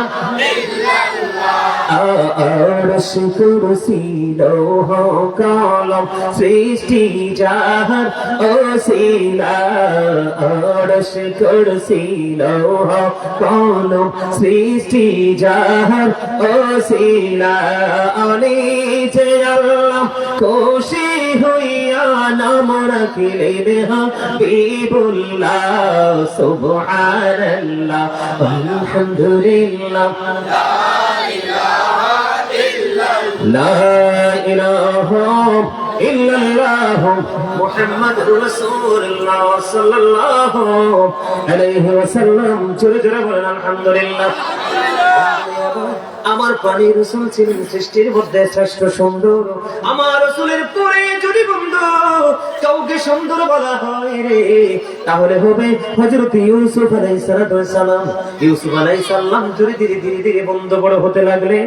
ও বন্ধু, তাকে দাসের মতো লালন পালন করলেন না, কুড়িয়ে পাওয়া বাচ্চার মতো লালন পালন করলেন না, তাকে তিনি রাজকীয় ভাবে লালন পালন করতে শুরু করলেন। জোরে জোরে কন্যা সুবহানাল্লাহ। হযরত ইউসুফ আলাইহিস সালাম যতই বড় হচ্ছে, যতই তার রূপের ঝলক মানুষকে মুগ্ধ করে দিচ্ছে, পাগল করে দিচ্ছে, দেখতে দেখতে দেখতে দেখতে বন্ধু বড় হয়ে গেল। ও বন্ধু, পরিপূর্ণ হয়ে গেল। এই দেখবেন যার ঘরে হযরত ইউসুফ আলাইহিস সালামকে নেওয়া হয়েছে, ওনার বিবি ইউসুফ আলাইহিস সালামের প্রেমে পাগল হয়ে গেছে। জোরে কন্যা সুবহানাল্লাহ। আর জোরে বলেন না সুবহানাল্লাহ। কিন্তু বন্ধু, তিনি তো নবী, তিনি তো নবী।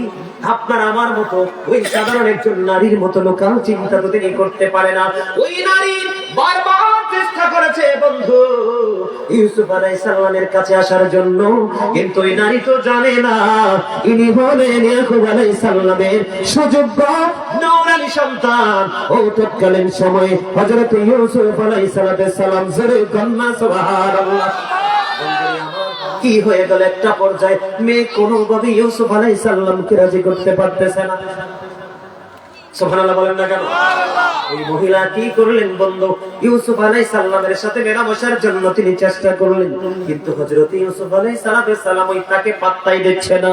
কারণ তুমি যতই তার রূপের আগুনে পড়ে যাই হয়ে যাও, ওনার সিনায় তো ওই মালিকের প্রেম।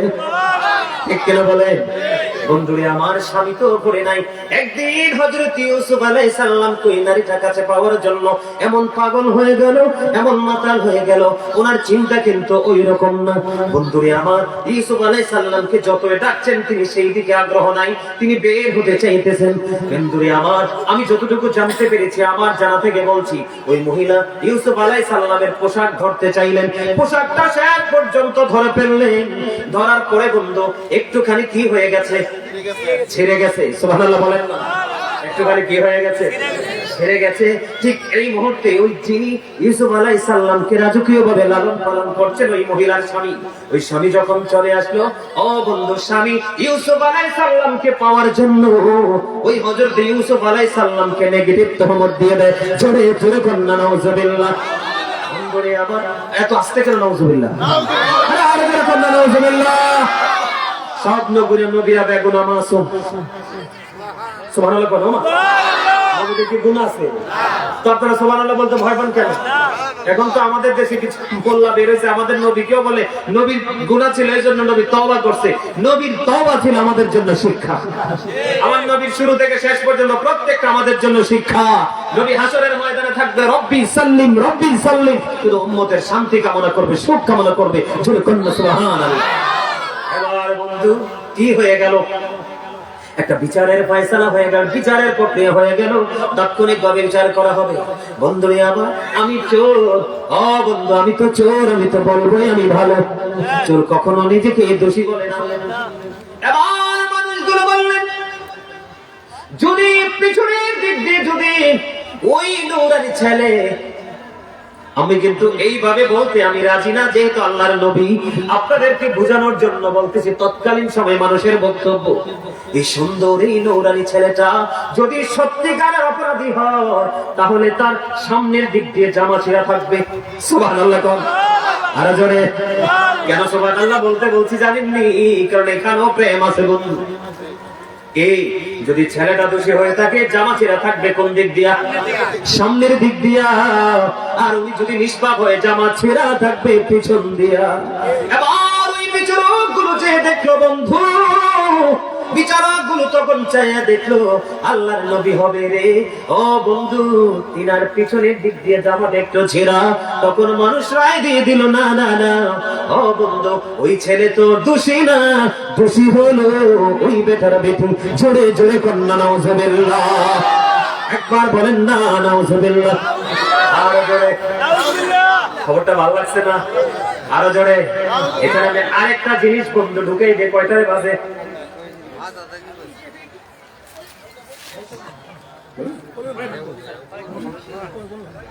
আলহামদুলিল্লাহ বলেন। কারণ বিষয়টা যদি শেষ করতে না পারি তাহলে একটা আফসোস থাকবে তো। কারণ আমি প্রত্যেকটা মাহফিলকে আমার জীবনের শেষ মাহফিল মনে করি। বিশ্বাস করবেন, আপনারা যারা বুদ্ধিমান, যারা বিবেকবান, তারা বুঝতে পারছেন আমি কতটা আন্তরিক ভাবে আপনাদেরকে বোঝানোর চেষ্টা করছি। ফার্স্ট টাইম 1 ঘন্টা বুঝাইছি, কথা বলেন না, 1 ঘন্টা হবে আমি আপনাদেরকে বুঝাইছি। এটা কিন্তু আমি না করলেও পারতাম, পারতাম না, পারতাম, কিন্তু আমার উদ্দেশ্য হলো আমিও বাঁচবো, আপনাদেরকেও। বন্ধুরে আমার, আল্লাহ নবী ইউসুফ আলাইহিস সালাম তিনি কি করলেন? নির্দোষ বলে প্রমাণিত হয়ে গেল, কিন্তু ওই মহিলা এমন পাগল ছিল আল্লাহ নবীর জন্য রে।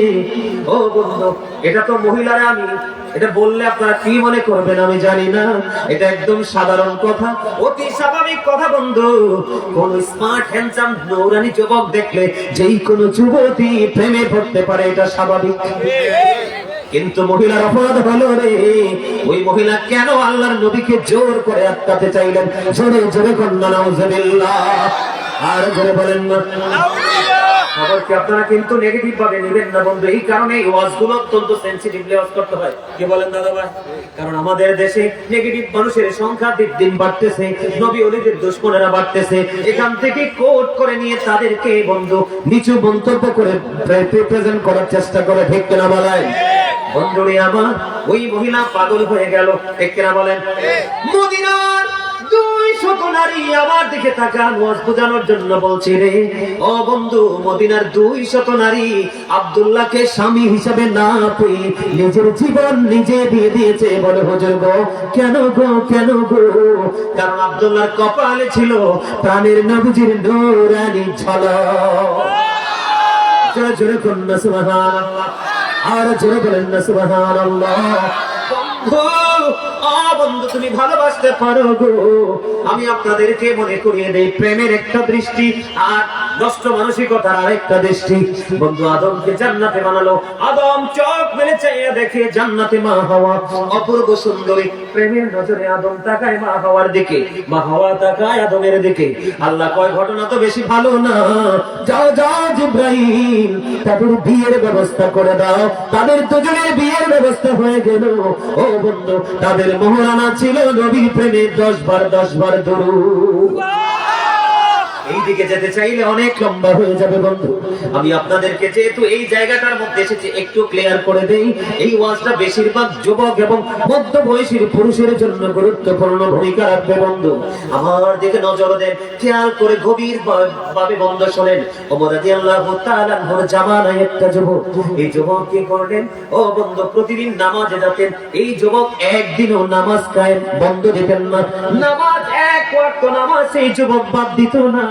একটা বাড়ির উপর দিয়ে যেতেন, ওমরের জীবনী থেকে বলছি, ওমরের জামানায় ওই একটা মেয়ে ছিল পাশের ঘরে, অপূর্ব সুন্দরী, কিন্তু এই মেয়েটা ওই ছেলেটাকে পছন্দ করে ফেললো। ছেলেটাকে হাজার চেষ্টা করলো, কিন্তু ছেলেটা কোনোভাবে মেয়েটার ডাকে সাড়া দেয় না।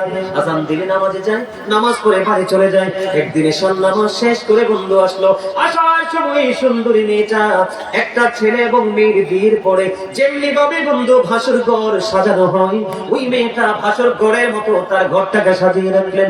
ওই ছেলেটা নামাজ পড়ে যাওয়ার সময় তাকে ডাকলেন। ঘরে যখন চলে গেল, ওই যুবকটা যাওয়ার পরে নজর দিয়ে চাইয়া দেখলেন, অবস্থা ভালো না। তার মধ্যে হঠাৎ করে মনে হয়ে গেল এই পরপারের কথা। বন্ধু, তার মধ্যে মনে হয়ে গেল ইন্নাল্লাহা সারিউল হিসাব, Allah is quick to take account, Allah হিসাব গ্রহণে অত্যন্ত তৎপর। তার মনে হয়ে গেল ইন্না বাতশা রাব্বিকা লাশাদীদ। ও বন্ধু, তার মনে হয়ে গেল আল্লাহর ধরা তো খুব শক্ত, ধরা খুব পাকড়াও বড় কঠিন। আমি তো হাসরের ময়দানে দাঁড়াতে হবে, যৌবনকালের হিসাব আল্লাহর কাছে দিতে হবে। এই চিন্তা করতে করতে ওই যুবতী মেয়ের ঘরে নামাজি ফরেস্টারের যুবক বেহুশ হয়ে গেল। সুবহানাল্লাহ বলেন নাকি? আওয়াজ করে বলেন না সুবহানাল্লাহ। আপনাদের কত ওয়াজ করে বোঝাবো? আপনারা যারা জান্নাতের বাগানে আসছেন, সবাই আজকে সবার চাইতে এক্সক্লুসিভ যারা বাইরে আছে। কেন জানেন? আপনারা শয়তানকে, আপনারা আজকে বিজয় যোদ্ধা, আপনারা জানেন না আপনাদের মর্যাদা কোথায় চলে গেছে। আপনারা বিজয় যোদ্ধা, শয়তান চায় না মানুষ ভালো কাজ করুক। আপনারা ভালো কাজ করার জন্য জান্নাতের বাগানে এসেছে। ওই যে এদিকে জাল ভরে দিয়েছে শয়তান। আল্লাহ বলেছেন ইন্না কাইদা শাইতানি কানা দাইফা। আল্লাহ বলেছেন শয়তান ডিসেপশন ইজ ভেরি উইক। ইমানদারের জন্য, মুত্তাকিদের জন্য শয়তানের ধোঁকা একেবারে দুর্বল। হাজার চেষ্টা করলে শয়তান মুমিনকে আটকাতে পারে না। আওয়াজ তুলে কোন সুবহান। আরে জোরে। চা দোকানে গেলে চা খান না? বেড়াইতে গেলে ভালো খাবার খান না, তো এখানে যে আসছেন আপনি খেতে হবে না? রাসূল বলেছেন তোমরা যখন জান্নাতের বাগানে যাও তখন তোমরা সেখান থেকে জান্নাতি ফল খেয়ে নাও। ইয়া রাসূলুল্লাহ, জান্নাতি বাগানে ফল কি? ওই যে একটু আগে বললাম সুবহানাল্লাহ ওয়ালহামদুলিল্লাহ লা ইলাহা ইল্লাল্লাহ, সুবহানাল্লাহ ওয়ালহামদুলিল্লাহ লা ইলাহা ইল্লাল্লাহ, লা ইলাহা লা ইলাহা লা ইলাহা ইল্লাল্লাহ মুহাম্মাদুর রাসূলুল্লাহ সাল্লাল্লাহু আলাইহি ওয়াসাল্লাম। জোরে জোরে বলেন আলহামদুলিল্লাহ। ওয়াজ ভালো লাগেনি? মনে মনে এনে শান্তি লাগেনি? এখানে শান্তি লাগে কার কার? সোজা করে হাত তোলেন। এই জায়গায় শান্তি কার কার লাগে? হাত নামান। যার এই সিরার মধ্যে আলোচনা শোনার পরে, জিকির করার পরে, আমল করার পরে সেই যদি বলে আই এম রিল্যাক্স, তার মানে আমার আত্মাটা প্রশান্ত হয়ে গেছে, আমার হৃদয়টা শীতল হয়ে গেছে। আল্লাহ সারাটা জীবন যেন এমন করে গোলামি করতে পারি গো। ও বন্ধু, তারাই হলো মুত্তাকি, নিঃসন্দেহে তাদের আমল আল্লাহ পর্যন্ত পৌঁছে গেছে। সুবহানাল্লাহ বলেন না কেন? সুবহানাল্লাহ, আলহামদুলিল্লাহ। জিকির একদিকে জান্নাতের নিয়ামত, দুনিয়ার খাবার খাইলে দেহের শান্তি আসে, আর আমল করলে আত্মার শান্তি আসে। আমল হলো রূহের খাবার, দুনিয়ার চা বিস্কুট খুরমা পোলাও হলো দেহের খাবার। মুমিন প্রতিদিন দুই ধরনের খাবার জোগাড় করে, দুনিয়ার খাবারের চাইতেও বেশি জোগাড় করে আত্মার খাবার। কথা বলে না কেন? আরো জোরে। দাদা ভাই বুঝেননি ওয়াজ? হ্যাঁ, কয়দিন আগে সিলেট থেকে একজন ফোন দিল মাহফিলে দাওয়াত দেওয়ার জন্য। আমরা ডাক দিয়ে বলে হুজুর, সব হুজুরের জন্য যুবকরা পাগল, কিন্তু আপনার হিসাব বুঝলাম না, আপনার জন্য পাগল মুরব্বী আর মা বোনেরা। জোরে জোরে কন্যা মারহাবা। অবাক হয়েছি, খুশি হয়েছি, কারণ মুরব্বীদের হৃদয়ে যেভাবে ওয়াজ ঢুকে যায়, বর্তমান প্রজন্মের ছেলেদের মেয়েদের হৃদয়ে ঢোকে না, তাদের হৃদয়ে ঢুকে মাত্র বন্ধু এইটা। কথা বলেন না কেন? এখানে একটু ওয়াজ করবো, জাস্ট 5 মিনিট, সবার পরে, এখন না। আমি ওয়াজটা বোঝাইতে চাই, হুজুর চলে আসলে আমি কিন্তু ছেড়ে দিব। বন্ধুরে আমার, আমাকে জানাবেন উনি আইসা পৌঁছাইলে, ঠিক আছে? আমার দিকে তাকানো বন্ধু। এবার কি হয়ে গেল? ও বন্ধু, বিচারের রায় হয়ে গেল। কি হয়ে গেল? বিচারের রায় হয়ে গেল। আল্লাহর নবী ইউসুফ আলাইহিস সালাম নির্দোষ, ওই মহিলাই প্রকৃত ক্যারেক্টারলেস। নাউজুবিল্লাহ বলেন না। বন্ধুরে আমার, ইউসুফ আলাইহিস সালাম মুক্ত হয়ে গেলেন, কিন্তু মহিলার ক্রাশ কিন্তু যায় নাই। ওই মহিলা পাগল পারা হয়ে আছে রে। এবার কি করলেন? ও বন্ধু, সমাজের তৎকালীন সময়ে ইউসুফ আলাইহিস সালাম অন্যদের মাধ্যমে দাওয়াত দেওয়া হলো। দাওয়াত যখন তিনি গ্রহণ করলেন, আপনার আমি দাওয়াত দিলে খাবারের আয়োজন হয় কি হয় না? খাবারের আয়োজন হয়ে যায় বন্ধু। যখন তিনি ওই মহিলা যখন আল্লাহ নবী ইউসুফ আলাইহিস সালামের সাথে যখন ওনার দিকে যখন নজর দিলেন, নজর দেওয়ার পরে চাইয়া দেখলেন একদিকে কিন্তু কি করতেছে? কথা হয় না? একদিকে ইউসুফ আলাইহিস সালামকে আপ্যায়নের জন্য ফল কাটতেছে, আর একদিকে আল্লাহ নবীর নূরানি ওই চেহারার দিকে তাকিয়ে আছে রে। আর আল্লাহ নবীর আসবে সে আনন্দে ফল কাটতেছে বন্ধু, নাস্তার ব্যবস্থা করতেছে। এই দিক দিয়ে ফল কাটতেছে, আরেক দিকে তাদের চোখ হলো ইউসুফ আলাইহিস সালামের দিকে, আরেক দিক দিয়ে ফলের দিকে বন্ধু তাদের হাত। একদিক দিয়ে হাত ফল কাটতে কাটতে হাতের আঙ্গুল কেটে গেছে রে, তারা বলতেও পারবে না। জোরে জোরে বলেন না সুবহানাল্লাহ, আরে জোরে বলেন না সুবহানাল্লাহ। ওই যে নারী মনে আসেনি? ওই যে নারী একটু আগে তো বললাম, যেই নারী আল্লাহর নবীকে কলঙ্কিত করতে চেয়েছিল বন্ধু, সেই নারী বলল, এবার যখন তার রূপের প্রশংসা শুরু করে দিল মানুষগুলো, তখন ওই নারীটা বলে দিল যে তোমরা এবার বোঝো, তোমরা যদি হঠাৎ করে দেখার পরে যদি এমন পাগল হও গো, ওই নবীর চেহারার দিকে তাকাইয়া তোমরা যদি ফল কাটতে কাটতে হাতও কেটে ফেলো, তাহলে আমার কাছাকাছি আছে আমার কি অবস্থা তোমরা বলো। জোরে জোরে একবার বলেন না সুবহানাল্লাহ, আর জোরে বলেন না সুবহানাল্লাহ। আমার দিন চলে গেল, রাত চলে গেল, সময় চলে গেল, যাইতে যাইতে যাইতে যাইতে আল্লাহর নবী ইউসুফ আলাইহিস সালামকে ওই কলঙ্কিত অধ্যায় নাম লিখিয়ে তাকে কারাগারে পৌঁছে দিল। সূরা কন্যা নাউজুবিল্লাহ। কোথায় পৌঁছে দিয়েছে? জেলখানায় পৌঁছে দিয়েছে। জেলখানার মধ্যে মধ্যে তিনি 10 বছর ছিলেন। কত বছর? আর যারা বলেন, বিভিন্ন জন বিভিন্ন মত দিয়েছে, আমি বড়টাই বললাম বন্ধু 10 বছর। কত বছর? 10 বছর তিনি কারাবাস করলেন। কিন্তু বন্ধু, এই দিক দিয়ে তৎকালীন সময় মিশরের বাদশা স্বপ্নে দেখলেন। মিশরের বাদশা স্বপ্নে দেখেছে বন্ধু, অত্যন্ত ভয়ঙ্কর এক স্বপ্ন। এদিকে তাকান, সাদা সাদা মোটা মোটা 7টা গাভী। কয়টা গাভী? 7টা। কয়টা? 7টা মোটা মোটা গাভী। স্বপ্ন 7টা গাভীকে খেয়ে ফেলতেছে। তখন তৎকালীন সময় এত পাগল হয়ে গেছে, কি আশ্চর্য ধরনের স্বপ্ন দেখলাম, মোটা মোটা 7টা গাভী শুকনা শুকনা 7টা গাভীকে খেয়ে ফেলতেছে। বন্ধুরি আমার, এই স্বপ্ন দেখার পরে তিনি কি করলেন? তৎকালীন সময়ে যত ওই হিসাব এই ইয়ে করে না, কি জানি বলে, জাদুকর, এদেরকে ডাকে নিয়ে আসলেন। আমি তো এই স্বপ্ন দেখেছি। কি দেখেছি? আমি তো এই স্বপ্ন দেখেছি। এই স্বপ্ন আমি দেখেছি, কিন্তু এটার ব্যাখ্যা আমি জানতে চাই। যখন ব্যাখ্যা জানতে চাওয়া হলো, ও বন্ধু, তখন ব্যাখ্যা যখন জানতে চাওয়া হলো, তখন এই জাদুকররা তারা কি করতেছে না, বুঝে উঠতে পারতেছে না এটার ব্যাখ্যা কি দিবে। এটার ব্যাখ্যা দেওয়ার মতো তাদের কাছে কোনো কিছু নাই। জোরে কোন একবার আল্লাহু আকবার। আর জোরে বলেন আল্লাহু আকবার।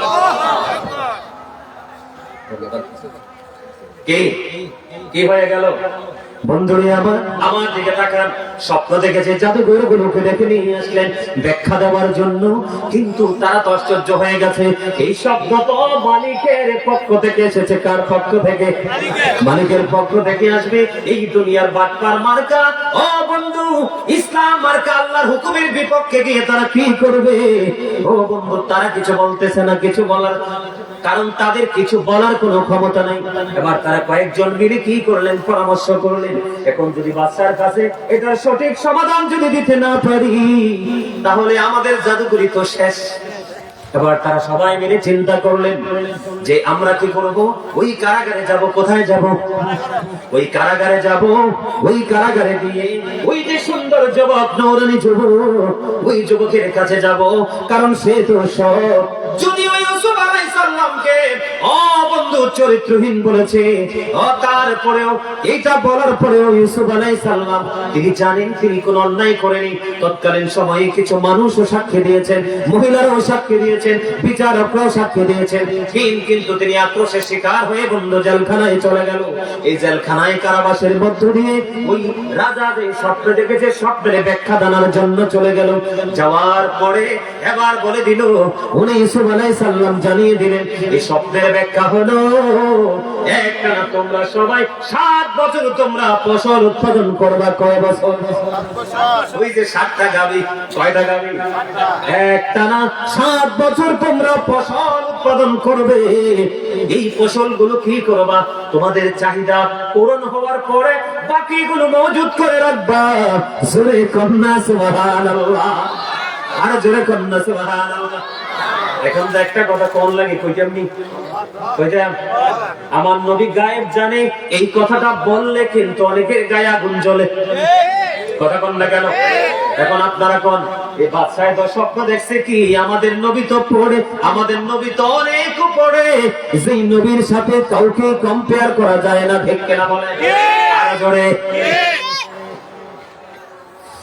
আমার আপনার প্রাণের নবী এমন একজন নবী বন্ধু, যে নবীর সাথে মান সম্মান ইজ্জত মর্যাদা কোনো কিছুতেই কম্পেয়ার করা যায় না।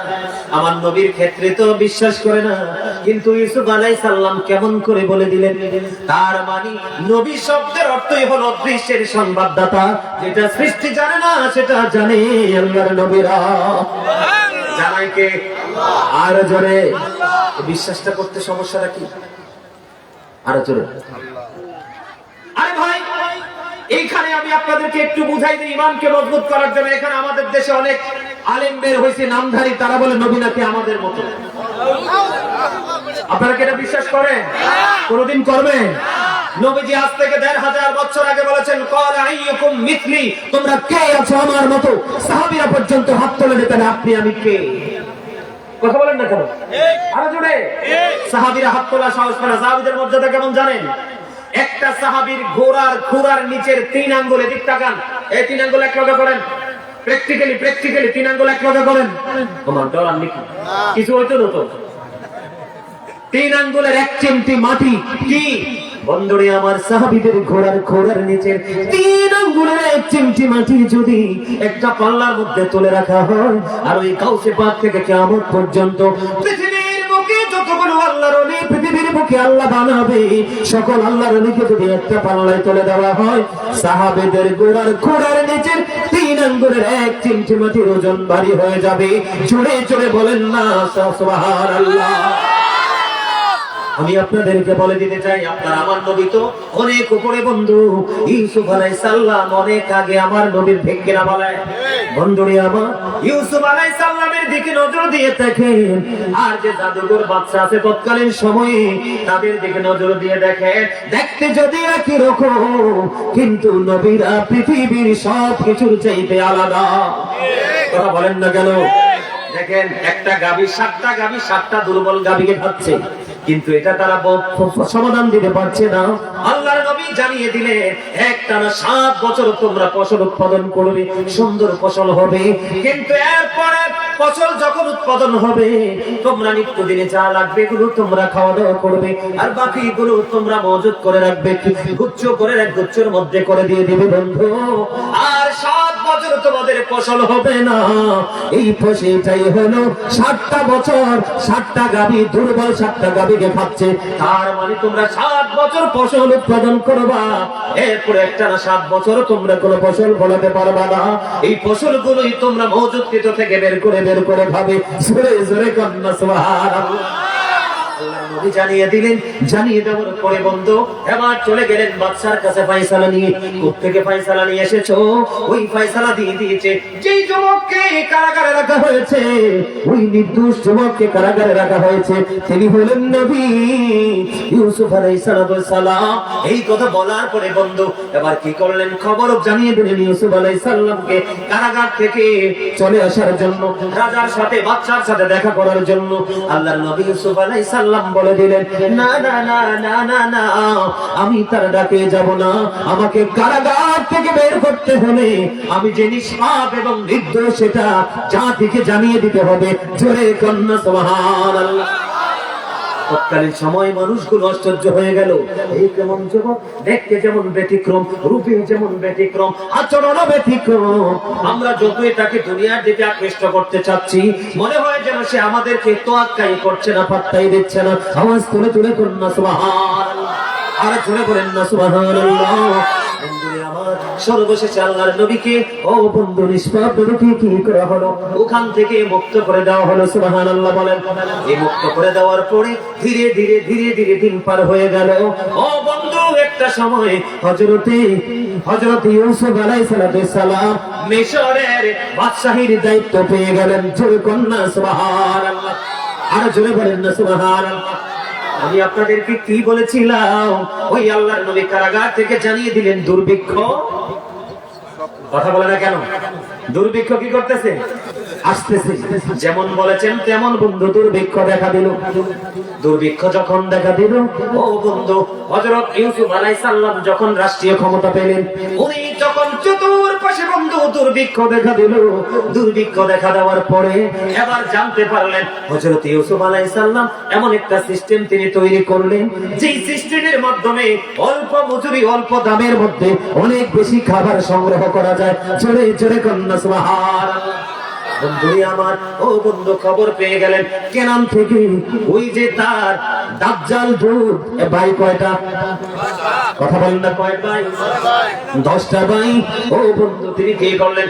এর মধ্যে কিন্তু আমি আপনাদের মজার একটা জায়গা রেখে গেছিলাম, এখন সময় এসেছে বলে দেওয়ার জন্য।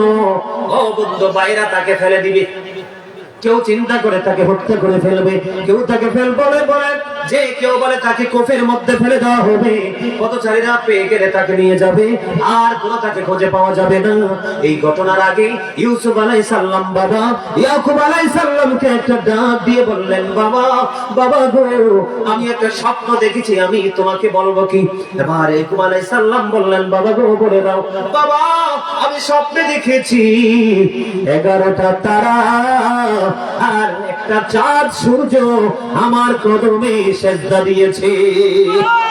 জোরে জোরে কন্যা সুবহানাল্লাহ। তিনি স্বপ্ন দেখলেন, দেখার পরে ইয়াকুব আলাইহিস সালাম ডাক দিয়ে বললেন, বাবা বাবা গো, এই স্বপ্নের কথা তুমি কাউকে বলিও না। এটা রহস্য তো ব্যতিক্রম। সেজদা মানে উত্তুয়ে সেজদা দেওয়া না, কি করা না? সেজদা একমাত্র কার খাটে? কথা বলে না কেন? একমাত্র সেজদা চলবে কার? পৃথিবীর বুকে আল্লাহ ছাড়া যদি কাউকে সেজদা করার অনুমতি আমার আল্লাহ দিতেন, বন্ধু প্রত্যেকটা স্ত্রীকে হুকুম দিতেন প্রত্যেকটা স্ত্রী যেন স্বামীর কদমে সেজদা করে। সেজদার মালিক কে? আল্লাহ। আবার কি হলো বন্ধু, তারা তো মনে করতেছে ভাই তো মরে গেছে, অথবা কেউ মনে করতেছে কেউ তো নিয়ে গেছে কোন চীন দেশে। তারা তাদের চিন্তা, তারা তো খুশি বন্ধু। দেখতে দেখতে দেখতে দেখতে মিশরের বাদশাহ পেয়ে গেলেন হযরত ইউসুফ আলাইহিস সালাম। চতুর্দিকে বন্ধু দুর্ভিক্ষ শুরু হয়ে গেল, খাবারের সংকটময় পরিবেশ তৈরি হয়ে গেল। ধীরে ধীরে ধীরে ধীরে বন্ধু এবার চতুর্দিক থেকে মানুষগুলো আসতেছে, আস্তে আস্তে আস্তে আস্তে এর মধ্যে বন্ধু ওনার যে শত্রু জালেম ভাই, ওই ভাইরা পর্যন্ত এসেছে খাবার নিতে। জোরে কন্যা একবার আল্লাহু আকবার, আর জোরে কন্যা আল্লাহু আকবার। আল্লাহ নবীদের চোখ আপনার আমার চোখের মতো না, আল্লাহর নবীদের চিন্তা আল্লাহর নবীদের চিন্তা আপনার আমার চিন্তার মতো না। এখন ধীরে ধীরে ধীরে ধীরে বন্ধু ভাইয়েরা আসতেছে, আসার পরে তাদেরকে কথা বললো, বলে বলে কৌশল করে বলতে লাগলেন ইউসুফ আলাইহিস সালাম ও বন্ধু কথা প্রমাণ করেছে। ইউসুফ আলাইহিস সালাম তার ভাইদেরকে চিনতে পেরেছে, কিন্তু তার ভাইয়েরা ইউসুফ আলাইহিস সালামকে চিনতে পারে না। ধীরে ধীরে ধীরে ধীরে ওই যে ওনার একটা ভাই আছে, সেটা তো জানেন আপন ভাই, কয় ভাই? ওনার মায়ের ঘরের ওনারা দুই ভাই। বন্ধুরে আমার আস্তে আস্তে আস্তে আস্তে করে খবর দিলেন যে তোমাদের ওই ভাইটাকে তুমি নিয়ে আসবা। একবার চলে গেল, আবার তারা তাদের ভাইকে নিয়ে আসলো। আসার পরে বন্ধু নিজের হাতে খাবার টাবার গাঁঠুরে বেঁধে তাদেরকে রেডি করে দিতে চায়। ও বন্ধু যাওয়ার সময় সবাই যখন রওনা দিয়ে দিল, হঠাৎ করে ইউসুফ আলাইহিস সালামের কাছ থেকে একজন বলে উঠলো, আমাদের যে রাজা, আমাদের যে বাদশা, আমাদের বাদশার একটা জিনিস তোমাদের কাছে মনে হয়ে চলে গেছে, কেউ বুঝি তোমরা নিয়ে গেছো। যদি কারো গাঁঠুরিতে খুঁজে পাওয়া যায় তাহলে আমাদের দেশের নিয়ম হলো তাকে এখানেই রেখে দিতে হবে। আরো সাজা আছে, আমি সেটা বলবো না। সুবহানাল্লাহ বলেন না কেন? খবরটা বললাম না? আরো জোরে বলেন না। কি প্রেম দেখছেন নি? এগুলো থেকে অনেক কিছু শেখার আছে। এখানে আমি আপনাদেরকে একটা জিনিস একদম ক্লিয়ার করে বুঝাইতে চাই। আরে বাবা মা যদি কাউকে মন থেকে কোন সন্তানকে ভালোবাসে, এটা তো তোমার গর্বের কথা, ঠিক কিনা বলেন? আমি যদিও আমার বাবার চাহিদা পূরণ করতে না পারি, আমার ভাই অথবা বোনকে বাবা মা বেশি ভালোবাসে, সে তাদেরকে বেশি সাপোর্ট দিচ্ছে, আমি পারছি না তো কি হয়েছে, আমার ভাই তো করতে পারতেছে, ঠিক কিনা বলেন? আমাদের ফ্যামিলিতে এই শত্রুতা হিংসা আছে না নাই? আরে ধরে বলেন না, আছে না? এবার বন্ধু কি করলেন? কৌশলটা হলো যে জিনিসটা আল্লাহ নবী ইউসুফ আলাইহিস সালামের তাদের গাঁঠুরির মধ্যে চলে গেছে, ইচ্ছে করে বন্ধু এই গাঁঠুরির মধ্যে ঢুকিয়ে দেওয়া হয়েছিল, যেন একটা অজুহাতে আপন ভাইকে আপন ভাইয়ের কাছে রাখতে পারে। জোরে জোরে কন্যা সুবহান। আবার কি করলো? ধীরে ধীরে বন্ধু ফয়সালা হয়ে গেল। এবার দেখেন ওই ভাইগুলো এখনো কত দাজ্জাল, এখনো কত জালেম। যখন তাদের আওয়াজ অনুযায়ী, আইন অনুযায়ী এই জিনিস যখন খুঁজে পেয়ে গেল, এবার কি করলেন? ছোট ভাইকে রেখে দিলেন। এবার তার সঙ্গের বাকি ভাইগুলো বলতে লাগলো, তারা তো চিনে না, কিন্তু আল্লাহ নবী ইউসুফ আলাইহিস সালাম চিনতে পেরেছে, এগুলোই যে তার জালেম ভাইয়েরা।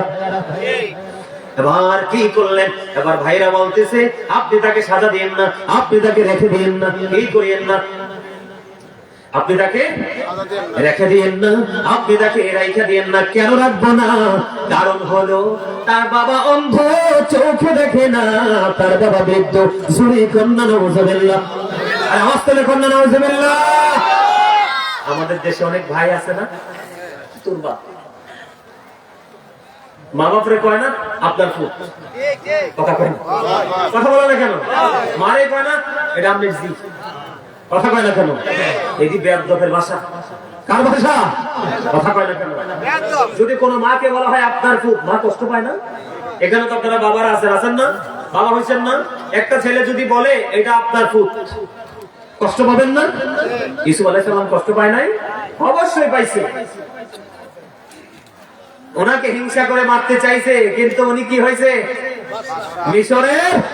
আরে যারা কন্যা সুবহানাল্লাহ। এই বর্তমানেও দেখবেন যেই পরিবারকে মানুষ বেশি হিংসা করে, এটাই একদিন চাঁদের মতো আলো দেয়, সূর্যের মতো আলো দেয়।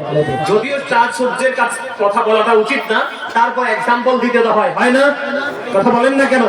আমাদের এমন পরিবার অনেক আছে না, এই অমুকের ফলা অমুকের মাইয়া, কিন্তু মাইয়াও দিছে একদম কোয়ালিটিফুল পরিবারে, ছেলেগুলো একদম গ্রাজুয়েশন করে জায়গা মতো আছে না নাই? আপনি যত হিংসা করবেন আপনি তত নিচে যাবেন, আর আপনি যাকে হিংসা করবেন আল্লাহ আস্তে আস্তে আপনার হিংসার কারণে ধীরে ধীরে যাকে আপনি হিংসা করছেন তার পায়ের তলে নিয়ে ঢোকাবে। আমি আজকে ওয়াজটা করে গেলাম, কালকে থেকে না জাস্টিফাই করবে। অতীতে আপনারা এতটা বোকা না যে বোঝেন না। অতীতেও আপনার সমাজে, আমার সমাজে, প্রত্যেকের সমাজে এরকম দুই চারটা সিস্টেম আছে না নাই, ঘটনা আছে নাই? এবার ছোট ভাইকে বন্ধু আটকে রেখে দিলেন, প্রেমময় আলাপ শুরু হয়ে গেল। ও বন্ধুরা ধীরে ধীরে ধীরে ধীরে চলে গেল। আর এদিক দিয়ে ইয়াকুব আলাইহিস সালামকে যখন বলা হয়েছিল যে তাকে নেকড়ে বাঘে খেয়ে ফেলেছে, আল্লাহর নবী বলেছিলেন না না না, আমার ওই কলিজার টুকরাকে খেতে পারে না, আমি বিশ্বাস করি না। ইয়াকুব আলাইহিস সালামের বিশ্বাস ছিল যে আমার সন্তান একদিন ফিরে আসবে। ও বন্ধু, মিশরের বাদশাহী করতেছে সর্বোচ্চ পাওয়ার আল্লাহর নবী ইউসুফ আলাইহিস সালামের হাতে রে। ও বন্ধু, এবার কি করলেন? বন্ধুরে আমার, ইউসুফ আলাইহিস সালামের বাবা ইয়াকুব আলাইহিস সালাম যখন বলতেন আমার বিশ্বাস আমার ছেলে আসবে, আমার বিশ্বাস আমি আমার ছেলেকে আবার ফিরে পাবো। বন্ধুরে আমার, এইদিকে ছেলেও নবী, বাবাও নবী, জোরে জোরে কন্যা সুবহানাল্লাহ, আর জোরে কন্যা সুবহানাল্লাহ। বন্ধুরে ছোট ভাইকে রেখে দিলেন, এবার তো বাবাকে আনতে হবে, মা তো নাই, কাকে আনতে হবে? আর জোরে বলেন না। এবার বাবার কাছে ও বন্ধু ওনার কাপড় পৌঁছে দিলেন, জোরে জোরে জোরে কন্যা সুবহানাল্লাহ, কি পৌঁছে দিলেন? আরো জোরে। আমি আপনাদেরকে এই জায়গাটা একটুখানি শেয়ার করে দেই বোঝানোর জন্য, অনেকের মধ্যে সংশয় থাকতে পারে। বন্ধু উম্মুল ফজল বিনতে হারিস রাদিয়াল্লাহু তাআলা আনহা তিনি বললেন, আমি একদিন একটা স্বপ্ন দেখলাম, খেয়াল করেন, আমি একদিন একটা স্বপ্ন দেখলাম, আমি গভীর রজনীতে স্বপ্নে দেখলাম যে ইয়া রাসূলুল্লাহ, ইয়া হাবিবাল্লাহ, নবী গো, আমি স্বপ্নে দেখেছি গো আপনার মধ্য থেকে এক টুকরা গোশত এনে আমার হাতের মধ্যে রাখা হয়েছে। আল্লাহু আকবার বলেন না। উম্মুল ফজল বিনতে হারিস হাদিস শরীফের মধ্যে তিনি স্বপ্ন দেখলেন, আল্লাহ রাসূলকে বলতেছেন, নবী গো, আমি স্বপ্নে দেখেছি আপনার থেকে এক টুকরা গোশত কেটে আমার হাতের মধ্যে রাখা হয়েছে। এই কথা বলার পরে আমার নবীজি উম্মুল ফজল বিনতে হারিসকে ডাক দিয়ে বললেন, তুমি যে স্বপ্ন দেখেছো, ও তোমার স্বপ্নের ব্যাখ্যাটা কি জানো? ইয়া রাসূলুল্লাহ, আমি স্বপ্ন দেখে তো আমি আতঙ্কিত হয়ে গেলাম। আমার রাসূল বললেন, এই স্বপ্নের বাণী হলো আমার কলিজার টুকরা ফাতিমা তার একটা কলিজার টুকরা সন্তানকে প্রসব করবে, ওই সন্তান তোমার হাতে রাখা হবে। জোরে জোরে কন্যা সুবহানাল্লাহ। বন্ধুরে আমার, রাসূলের কলিজার টুকরাকে রাখা হলো। হযরত হুসাইন রাদিয়াল্লাহু তাআলা যখন পৃথিবীতে আসলো, তারপরে ও বন্ধু ওই উম্মুল ফজল বিনতে হারিসের কাছে দেওয়া হলো। উনি ওই সুন্দর নূরানী বাচ্চাটাকে নিয়ে, এই আজকে গ্রামের নাম কি? নবীনগর পশ্চিম পাড়া। যুবক, তোমাদের জন্য আমার বড় আফসোস লাগে রে।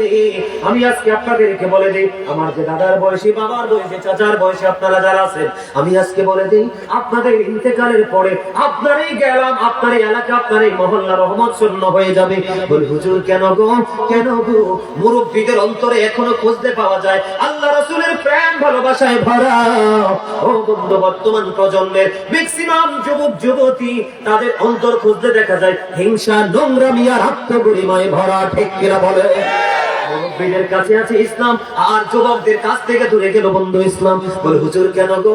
আমি বড় দুঃখ পেয়েছি। এখন বলে দিই, আলোচনা আমি শেষ করে দিচ্ছি বন্ধু। আমি এখন বলে দিই, আমি অত্যন্ত কষ্ট পেয়েছি। আসার সময় ওই যে তিন রাস্তার মোড়ে অনেকগুলো ছেলেকে আমি দেখতে পেলাম, কিন্তু ছেলেগুলো এত লং সময় ওয়াজ করে পার করে দিলাম, তারা আসার জন্য ইচ্ছা পোষণ করলো না। আমার রাসূল বলেছেন, কিয়ামতের আলামত তোমার আমার চোখের সামনে। আল্লাহ রাসূল বলে গেছেন কিয়ামতের পূর্বক্ষণে ধর্মীয় শিক্ষা উঠে যাবে, ধর্মীয় চর্চা উঠে যাবে, মূর্খতা বৃদ্ধি পাবে। আজকে আমাদের ছেলেদের দিকে নজর দিয়ে দেখেন, মাথা থেকে পা পর্যন্ত, সকাল থেকে বিকেল পর্যন্ত, অঙ্গে জড়ানো পোশাক পর্যন্ত ইসলাম বিদ্বেষী, ইসলাম বিরোধী। এটা হলো মুসলমানের জন্য বড় গজবের কারণ এবং কিয়ামতের অন্যতম আলামত। ঠিক কিনা বলে? যারা বলে যুবক, আমি তোমাদেরকে বলে দিই, যদিও শেষ সময় তোমরা এসেছো, দাঁড়িয়ে আলোচনা শুনেছো, তোমাদেরকে বলে দিই, তোমার জীবন হলো তোমার ইসলাম, তোমার মরণ হলো তোমার ইসলাম, তোমার কবর হলো তোমার ইসলাম। ইসলাম ছাড়া তোমার জীবনে কোনো মূল্য নেই। খেয়াল করেন, উম্মুল ফজল বিনতে হারিস, ও বন্ধু কলিজার টুকরা যখন আসলো, ওনার কাছে দেওয়া হলো, উনি কি করলেন? ও বন্ধু আমার নবীজির কোলের মধ্যে তুলে ধরলেন। তুলে ধরার পরে আমার নবীজি হঠাৎ করে দৃষ্টিটা অন্যদিকে চলে গেল। চলে যাওয়ার পরে আপনার আমার পানি রাসূলে চক্ষু মোবারক দিয়ে বন্ধু পানি ঝরঝর করে পড়তেছে। ইয়া রাসূলুল্লাহ, নবী নবী গো, কেন গো নবী আপনি ক্রন্দন করতেছেন? আপনার চক্ষু মোবারক দিয়ে কেন গো নবী পানি বের হচ্ছে? এবার রাসূল বললেন, আমার পানি বের হওয়ার কারণ হলো রে, যেই কলিজার টুকরাটাকে আমার কাছে তুলে দিলে, জিবরাইল আমাকে খবর জানিয়ে দিয়েছে রে, আমার কলিজার টুকরা 61 হিজরিতে কারবালার ময়দানে আমার উম্মতেরাই ধ্বংস করে দেবে। জোরে জোরে কন্যা নাউজুবিল্লাহ। কি দিবেন? আমার রাসূল বললেন, হাদিস শরীফের মধ্যে এসেছে, শুধু জিবরাইল এসে মেসেজ দেয়নি, যেই জায়গার মধ্যে বন্ধু, যেই জায়গার মধ্যে ইমাম হুসাইন শাহাদাত বরণ করবে রে, ওই জায়গার মাটিগুলো পর্যন্ত আমার নবীজির কাছে দেওয়া হয়েছে। আমার আপনার পানে রাসূল এই মাটিগুলো উম্মে সালমার হাতে তুলে দিলেন। তুলে দিয়ে বললেন, উম্মে সালমা রে, এই মাটিগুলো তুমি যত্ন করে রেখে দাও, যেদিন দেখবে এই মাটিগুলো রক্তে লাল হয়ে গেছে, সেই দিনই আমার কলিজার টুকরা ইমাম হুসাইন শাহাদাত বরণ করবে।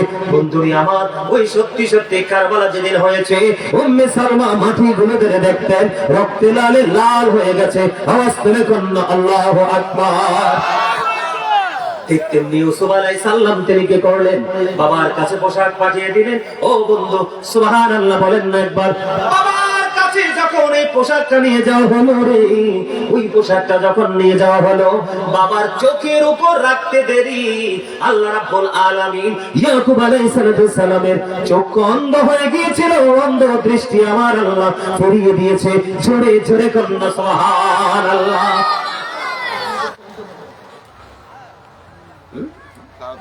টাইম বাড়াইছে, আলহামদুলিল্লাহ বলেন আরো জোরে। আপনারা খুশি হয়েছেন নি? আমারে কিন্তু সময় বাড়াই দিলে আমি রাগ হই না কখনো। কেন জানেন? আমি আপনাদেরকে বলি, যদি বুদ্ধিমান হন আপনারা এখান থেকে শিখে নিবেন। কেন আমি সময় বাড়িয়ে দিলে আমি কেন রাগ হই না জানেন? তার কারণ হলো, আমার জীবনের প্রত্যেকটা সময়ের হিসাব আল্লাহর কাছে দিতে হবে। আমি যদি এইখানে 10টা মিনিট বেশি সময় দিতে পারি, 20টা মিনিট বেশি সময় দিতে পারি, তাহলে আমি মনে করি আমার জীবন ধন্য। কথা বলেন না? আরো জোরে, আরো জোরে। সম্মানিত উপস্থিতি, আজকে আপনাদের কিছু কথা বলি। আমি তো ধরেই তো এত বড় জায়গায় আসি না, অনেক পড়াশোনা করতে হয়েছে, হয়েছে না? অনেক পড়াশোনা করতে হয়েছে, অনেক স্ট্রাগল করতে হয়েছে। এই যে দেখেন, এই যে দেখেন, এই যে দেখেন, কাছে থেকে দেখেন, চাচা দেখেন, দেখছেন এদি? এগুলোতে পাথর ঢুকে গেছে, পাথর। এই যেগুলোতে পাথর, বডিতে দাগ আছে, বাতিলদের আক্রমণ। নাউজুবিল্লাহ বলবেন না? আরে ভাই, তোমাকে আমার ভালো নাই লাগতে পারে, এই জন্য তুমি আমাকে এসে অ্যাটাক করবা, আক্রমণ করবা? এটা তো কোনো মুসলমানের কাজ হয় না, তাও কি টুপিওয়ালা দাড়িওয়ালা।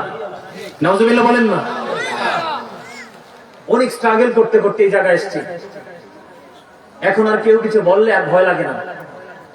কতবার যে মৃত্যুর দুয়ারতে ফিরে আসছি, বাতিলদের আক্রমণের শিকার হয়ে একবার সিলেট থেকে অর্ধ রাত নদী সাঁতরি বের হয়েছি। মাঘ মাসে শীত, পুরো পোশাক ভিজে গেছে, কোনো টাকা পয়সা ছিল না সাথে, কেউ টাকা পয়সা দেয় নাই। হঠাৎ করে দেখলাম 3জন লোক। কয়জন? কয়জন? 3জন লোক। হঠাৎ করে দেখে মনে হলো যে অফিসিয়াল, মানে জব তিনি করে, ওনারা করে। ওনারা আমাদেরকে দেখার পরে বললো, আপনাদেরকে দেখা তো মুসাফির মনে হয়, কি অবস্থা, কোথেকে আসছেন? পুরো ঘটনা খুলে বললাম। খুলে বলার পরে 3জনকে 3000 টাকা দিছে। কত হাজার? 3000 টাকা দিছে। তো টাকা আমাদের কাছে দেয় নাই, তাদেরই একজনের কাছে দিছে।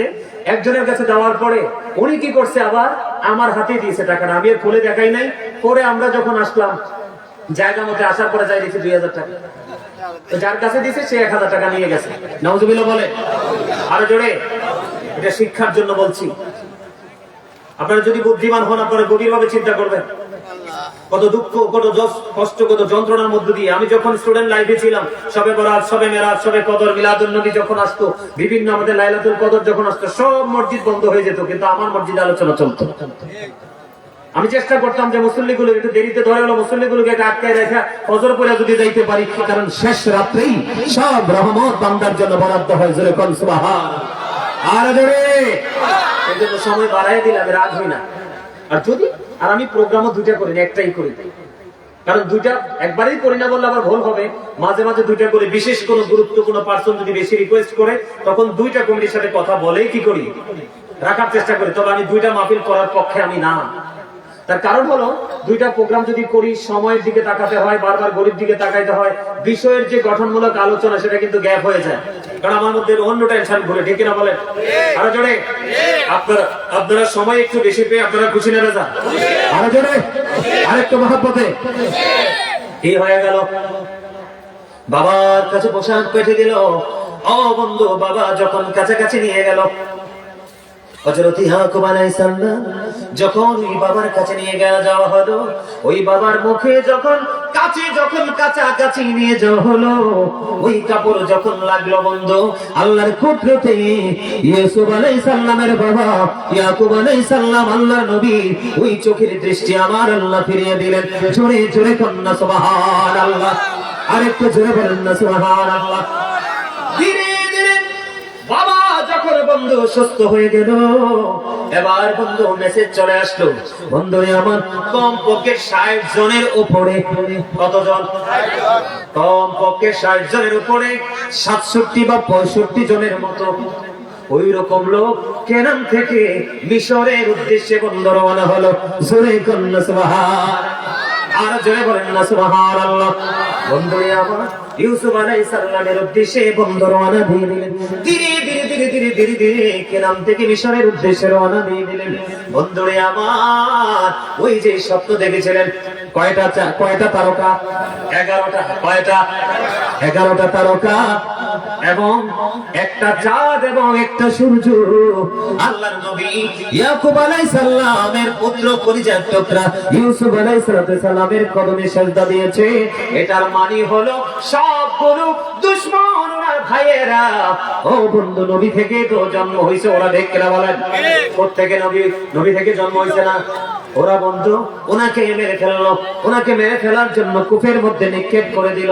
ওনাকে চিরতরে দুনিয়া থেকে বিদায় করার বুদ্ধি কেউ করলো, কেউ আবার ওনাকে কূপের মধ্যে ফেলে পথচারীদের মধ্য দিয়ে অজানা কোনো গন্তব্যের উদ্দেশ্যে পাঠিয়ে দেওয়ার চিন্তা করলো। বন্ধু তারা শত্রু হয়ে গেল। ওই যে আমি আপনাদেরকে বলে দিলাম যে 11টা তারা এবং একটা চাঁদ এবং একটা সূর্য, ওই যে ওনার কদমে সিজদা দিয়েছে, এটার মানে হলো তার বাবা এবং তার একটা মা, আর হলো বন্ধু তার যে 11টা ভাই, তার প্রতি তারা আকৃষ্ট হয়ে যাবে। জোরে জোরে কোন সুবহানাল্লাহ। তার হুকুমকে মানবে, তার বিধানকে মানবে, তার কথা মতো পথ চলবে, তারা তাদের কবরের মধ্যে চলে আসবে। এটাই সিজদার উদ্দেশ্য বলে দিয়েছেন। এই জন্য ইয়াকুব আলাইহিস সালাম বলে দিয়েছিলেন, স্বপ্ন তুমি দেখেছো কিন্তু ভাইদেরকে বলা যাবে না। এমনিতেই ভাইরা তোমার প্রতি জেলাসি কাজ করতেছে, তার কারণ হলো বাবার মায়াও তার দিকে, ও বন্ধু মহব্বত তার দিকে। সব সময় ইয়াকুব আলাইহিস সালাম ইউসুফ আলাইহিস সালামকে চোখে চোখে চোখে চোখে তিনি রাখতেন, কারণ তিনি সব সময় চিন্তা করতেন যদি সুযোগ পায় ওরা তাকে চিরতরে ধ্বংস করে দেবে। জোরে জোরে কন্না নাউজুবিল্লাহ। এখন ব্যাপারটা কি দাঁড়ালো? কথা বলেন না কেন? সবাই কি করছে? কেনান থেকে মিশরে চলে আসছে, পরিচয় হয়ে গেল, জানতে পারলো। আর ইউসুফ আলাইহিস সালাম তার সকল ভাইদেরকে কি করে দিলেন? ক্ষমা করে দিলেন। জোরে বলুন সুবহানাল্লাহ। ক্ষমা করাটাই তো স্বাভাবিক। আমার দিকে তাকান, হিংসা আর ঈমান, এদিকে তাকান, হিংসা আর ঈমান, এদিকে তাকান। এখনো চতুর্দিকে সান হইল নি কামটা? রাত বেশি হয়েছে না তো? রাত কি বেশি হয়েছে? আচ্ছা বলে কোন তো ওয়াজ শুনলে কি মজা পান নাই? হ্যাঁ, এইখান থেকে কি কিছু শিখতে পারেন নাই? একটা জিনিস তো শিখতে পারছেন, নবীর জীবনী থেকে একটা, ইউসুফ আলাইহিস সালামের জীবনী থেকে একটা শিক্ষা দিলাম। কি? যে আপনাকে মিথ্যা অপবাদ দিয়ে যদি জেলে ঢোকানো হয়, একদিন কিন্তু সত্য বাতাসের সাথে ভেসে আপনাকে কারাগার থেকে মুক্ত করবে। কথা বলেন না কেন? আরেকটা হলো, আরেকজন আপনাকে যতই চেষ্টা করে হিংসা করে পুঁতে ফেলার চেষ্টা করুক, মালিক যদি আপনাকে দয়া করে আপনাকে কেউ মারতে পারবে না, মারতে তো পারবে না, বরং আল্লাহ রাব্বুল আলামিন আপনাকে উচ্চ মর্যাদার জায়গায় নিয়ে যাবে। আর যারা আপনার শত্রু ছিল একদিন তাদেরকে আপনার কদমে আল্লাহ রাব্বুল আলামিন ফেলবে। ঠিক কিনা বলেন? আরেকটা হলো, বাবা মা যদি কোনো সন্তানকে ভালোবাসে, বাবা মা যদি কোনো সন্তানকে বেশি ভালোবাসে, বেশি আদর করে, তুমি আরেকটা ভাই হয়ে তুমি কি করো না, তাকে মেরে ফেলার চেষ্টা করো না, বরং তুমি বাবা মার দৃষ্টি সীমার ভিতরে আসার চেষ্টা করো। আল্লাহ নবীদের জীবনী থেকে আমরা এগুলো তো শিখলাম। কথা বলেন না কেন? আরো জোরে আরেকটু মহব্বতে এদিকে তাকান। একজন যদি সত্যিকারের ইমানদার হয়, কি হয়? একজন যদি সত্যিকারের ইমানদার হয়, তার মধ্যে ইমানের পাওয়ার, ইমানের জজবা এত বেশি থাকবে, তার এই ইমানের পাওয়ারের কারণে তার কাছে কখনোই হিংসা টিকতে পারে না, তার ইমানের সাথে কখনোই হিংসার জায়গা হয় না। আওয়াজ তুলে তুলে কোন সুবহানাল্লাহ। ইউসুফ আলাইহিস সালামের দিকে তাকান। ইউসুফ আলাইহিস সালাম যখন মিশরের দায়িত্ব পেলেন, সর্বোচ্চ ক্ষমতার অধিকারী হলেন, সমস্ত দৌলত ওনার প্রমাণে বন্টন করার যখন সুযোগ পেল, উনি কি ভাইদেরকে চিনার পরে ভাইদেরকে না দিতে পারতো না? কথা বলেন না কেন? এখান থেকে শিখে নেন, আমাকে কি কামড় দিলে আমি তাকে পাল্টা কামড় দিব, আমাকে কি আক্রমণ করলে আমি তাকে পাল্টা আক্রমণ করব। এগুলো আমাদের জন্য শিক্ষা। এই জন্য বলেছি, এই ওয়াজের মাঠ, মসজিদে জুমার খতিবে যে হুজুর খতিব সাহেব আলোচনা দিচ্ছে, আলোচনা করছে, ওই আলোচনার জায়গা, এই আলোচনার জায়গা, মাদ্রাসায় যে টিচাররা, হুজুররা যে স্টুডেন্টদেরকে আপনার টিচিং দিচ্ছে, এই প্রত্যেকটা জায়গা হলো বিবেকবানদের জন্য। তার জন্য আজকে থেকে হৃদয় হিংসা রাখবেন। আর মা বোনদের উদ্দেশ্যে বলতে চাই, যুবক যুবতীদের উদ্দেশ্যে বলতে চাই, আপনি যদি কাউকে ভালোবেসে তার চেহারার দিকে তাকায়া তাকায়া কি করেন, ফল কাটতে গেলে হাত কেটে ফেলান, আপনি তাকে যদি বেশি ভালোবাসেন, টেকনিক অবলম্বন করে তাকে সর্বোচ্চ মর্যাদা দিয়ে আপনি তার সাথে প্রেমের ডুরি লাগিয়ে তার ঘরের ঘরণী হওয়ার চেষ্টা করবেন, জোর করে প্রেসার ক্রিয়েট করে নয়। ঠিক কিনা বলেন? আরে জোরে আরেকটা মহব্বতে, আরে জোরে, কথা বুঝেন নাই? আরো জোরে, ভালো লাগা লাগে আছে না? কথা বলে না কেন? আপনারা শুনেছেন কিনা জানি না, এদিকে তাকান। আমার এক মুরব্বী চাচা খুব মজা করে হাসতেছে, আমারও হাসি এসে, আলহামদুলিল্লাহ কন্যা। আরো জোরে, ওই যে চাচা মন দিয়ে কিন্তু ওয়াজ শুনছে, কিন্তু এখন আমার এই কথা শুনে কিন্তু হাসি দিয়ে দিচ্ছে। সুবহানাল্লাহ কন্যা। আরো জোরে, প্রেম কি খারাপ জিনিস? প্রেম খারাপ জিনিস? হ্যাঁ, খারাপ। তো যদি প্রেম খারাপ হয়, মা খাদিজা রাসূলের প্রেম কি খারাপ? কথা কয় না। প্রেম কি জিনিস আমি আপনাদেরকে একটু বুঝাই, বুঝবেন? কথা বলে না। আমার নবী পৃথিবীর দৃষ্টিতে গরিব ছিল না? দুনিয়ার মানুষের দৃষ্টিতে, দুনিয়ার সৃষ্টির দৃষ্টিতে কি আমার নবী গরিব ছিল না? আসলে কি নবী গরিব? আরে না, নবী গরিব হয় কেমনে? আল্লাহ রাব্বুল আলামিন বলেছেন, কুল ইন কুনতুম তুহিব্বুনাল্লাহ ফাত্তাবিউনি ইউহিব্বুকুমুল্লাহু ওয়া ইয়াগফির লাকুম যুনুবাকুম ওয়াল্লাহু গফুরুর রহিম। আল্লাহ বলেছেন, সে বলুন, ইফ ইউ ডু লাভ আল্লাহ, যদি তোমরা আল্লাহকে ভালোবেসে থাকো, ফলো মি মুহাম্মদ সাল্লাল্লাহু আলাইহি ওয়াসাল্লাম, মুহাম্মদ সাল্লাল্লাহু আলাইহি সাল্লামের অনুগত হয়ে যাও, আল্লাহ উইল লাভ ইউ, আল্লাহ তোমাদেরকে ভালোবাসবে, এন্ড ফরগিভ ইউর সিনস, আল্লাহ তোমাদের সমস্ত জীবনের গুনাহ maaf করে দিবে। জোরে জোরে কন্যা সুবহানাল্লাহ। বন্ধুরে আমার, আমি আপনাদেরকে একটুখানি বুঝিয়ে দিতে চাই। বন্ধুরে আমার, মা খাদিজার বয়স কত ছিল জানেননি? 40 বছর। কত বছর? আমার নবীর বয়স কত? সুবহানাল্লাহ কোন? দেখছেন নি? হ্যাঁ যুবক ভাইরা, আপনারা কিন্তু বলতে পারেন নাই। আমারা যদি কয় হুজুর আপনাকে দিলাম, আপনি এখান থেকে 10 নাম্বার দেন, আমি 100-এ আপনি 10 নাম্বার দিয়ে দিব আমার চাচারা, ইয়াংদেরকে দিতে পারবো না। কারণ এর একদম ন্যূনতম ধারণাই নাই। এর ধারণা হলো ওইটা, মনে আছে? বলছিলাম যে এই চাচা মাথা লড়াইতেছে, একদম ঠিক। You are great my dear uncle. আলহামদুলিল্লাহ বলেন। অনেক মজা করে আমার চাচা আলোচনা শুনছে, খুব মজা করে জিকির করছেন, খেয়াল রাখছি। কি ঠিক বলছি না চাচা? আপনি কি মহব্বত করে আলোচনা শোনেন নাই? এদিক তাকান। এটার মধ্যে মুসলমানের কিছু চর্চা করার কিছুই নাই, শুধু আছে আপনি কোন হুজুরকে যদি পছন্দ করেন, ইউটিউবে সার্চ দিলে ওয়াজটা আসবে। কিন্তু যদি আপনি হুট করে মোবাইলটা ওপেনিং করেন, এই ওপেনিং করতে গিয়ে আপনার চোখের জিনা হয়ে যাবে। জিনাল আইনান নজর, চোখের জেরা হলো দেখা, এটার মধ্যে ভালো কিছু নাই দেখা। যা আছে সব বেঈমান কাফের মুশরিকদের। কার? এটার মধ্যে যা আছে সব কার? উলঙ্গ পোশাক পরা, এটা কি মুসলমানের কালচার? কথা বলেন তো। নারীরা তো এটার মধ্যে উলঙ্গই থাকে ম্যাক্সিমাম। কথা বলেন কেন? আল্লাহ রাসূল বলেছেন যেই নারী পোশাক পরার পর তার অঙ্গ দেখা যায়, রাসূল বলেছেন সেই নারী উলঙ্গিনী, ল্যাংটা, যেরকম নাউজুবিল্লাহ। যেই পুরুষ পোশাক পরার পরেও তার লজ্জাস্থান দেখা যায়, সেই পুরুষ পোশাক পরিহিত পুরুষ নয়, সেই পুরুষ ইমানদার নয়, যতই নামাজি হোক সেই পুরুষ উলঙ্গ। নাউজুবিল্লাহ বলেন। আপনাদের ছেলেরা যে জিন্স প্যান্ট পরে, নাভির নিচটা কি ঢাকা থাকে না? দেখা যায়। জোরে বলতে পারেন না? কি করে দেখা যায় না? টাকনুনের নিচটা তো উপরে রাখার কথা, এবার টাকনু না, শুধু পায়ের মোড়া পর্যন্ত ঢাকা থাকে। কথা কন। আপনি চাইলেও কিন্তু জিন্স প্যান্টের উপর উঠাতে পারবেন না, কারণ এটার জন্মই হয়েছে ছোট্ট হয়ে। এখন এই প্যান্ট কি বৈধ? নো। আল্লাহ রাব্বুল আলামিন বলেছেন লিবাসুত তাকওয়া যালিকা খায়র, আল্লাহর কাছে সবচেয়ে উত্তম পোশাক হলো তাকওয়ার পোশাক। যেই পোশাক পরা ইমানদার পুরুষের জন্য ফরজ, যেটা উপর দিয়ে থাকবে নাভি বরাবর অথবা উপরে, নিচের দিয়ে থাকবে হাঁটুর নিচে টাকনোর উপরে। সুবহানাল্লাহ বলেন না কেন? নামাজ পড়েন, দেখেন না কাজ হয় না? নামাজ পড়াইও কিন্তু সুদের হিসাব করে, আছে না নাই? মসজিদে পড়লে আজান সবার আগে যায়, নামাজ শেষে বাইরে এসে সুদের টাকা খায়। ঠিক না? ঠিক। আরো জোরে, আরো জোরে। হাসান আনিসা, হ্যাঁ ট্রেনের জগতে ছিলাম, এদিকে ঢুকলে যাক, এটা শেষ করনি, মোবাইলটা শেষ করবো নি। যুবকদেরকে বলতেছি ইউ আর ভেরি না, ভেরি এটা বলতাম না, আমরা আগে যে বলা হয় শেষ সময় কষ্ট দিয়ে যাইতে চাই না। যুবক ভাইদেরকে বলি এদিকে তাকান, এটার নাম কি? আমি রাখছি বিষাক্ত সাপ, ভয়ঙ্কর বিষাক্ত। পৃথিবীর যেই কোনো বিষাক্ত প্রাণী যদি সবল মারে, বিষ নামানোর মেডিসিন দুনিয়াতে আছে, কিন্তু এই সাপের বিষ নামানোর ওঝা এখনো পৃথিবীতে জন্ম হয়নি। এজন্য আমি এটার নাম, এইটা থেকে যে ছেলে এবং মেয়ে দূরে থাকতে পারবে, এই ছেলে মেয়ে জীবনে কিছু করে যেতে পারবে, আমি বলে দিলাম। এই মোবাইল যে ইউজ করতে বেশি পছন্দ করে, সে তার প্রতিভাকে এখানেই মেরে ফেলে। এটার কারণে কিন্তু এখনকার বাচ্চারা কিন্তু প্রতিভাকে বিকাশ করতে পারে না। কথা বলেন ঠিক না ঠিক? এটার মধ্যে যেটা আছে ইহুদি নাসারাদের কালচার, বেঈমান কাফেরদের কালচার।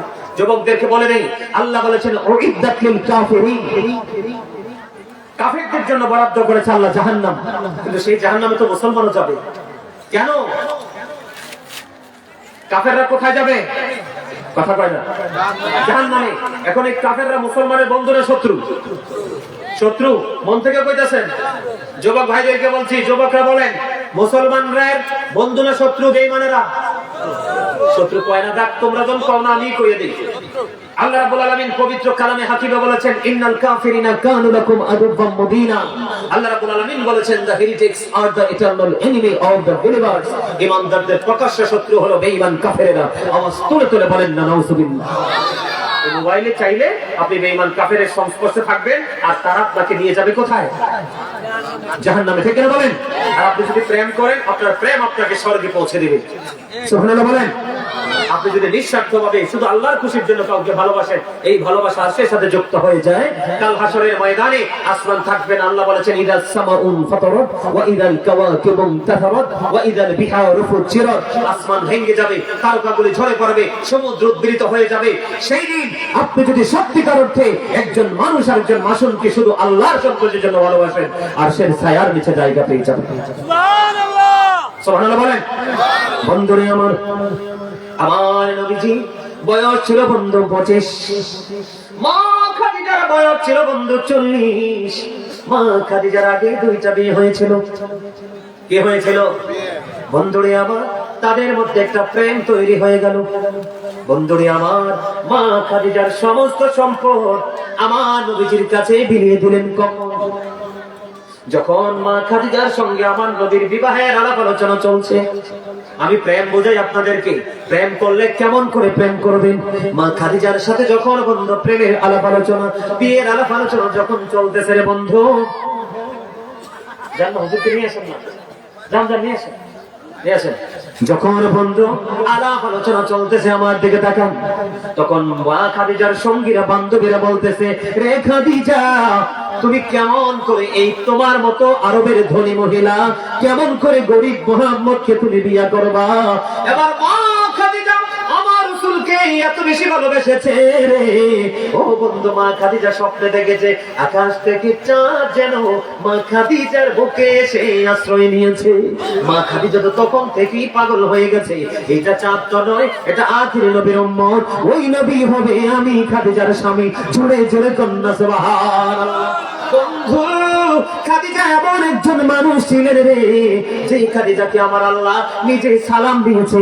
জিবরাইল আয়েশা বললেন, ইয়া রাসূলুল্লাহ, নবী নবী গো, ও নবী, আল্লাহ খাদিজাকে সালাম দিয়েছে, ওই সালাম পৌঁছে দেবেন।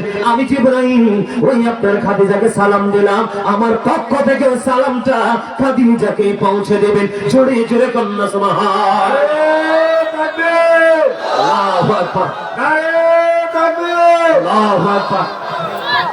আরে সালাত হযরত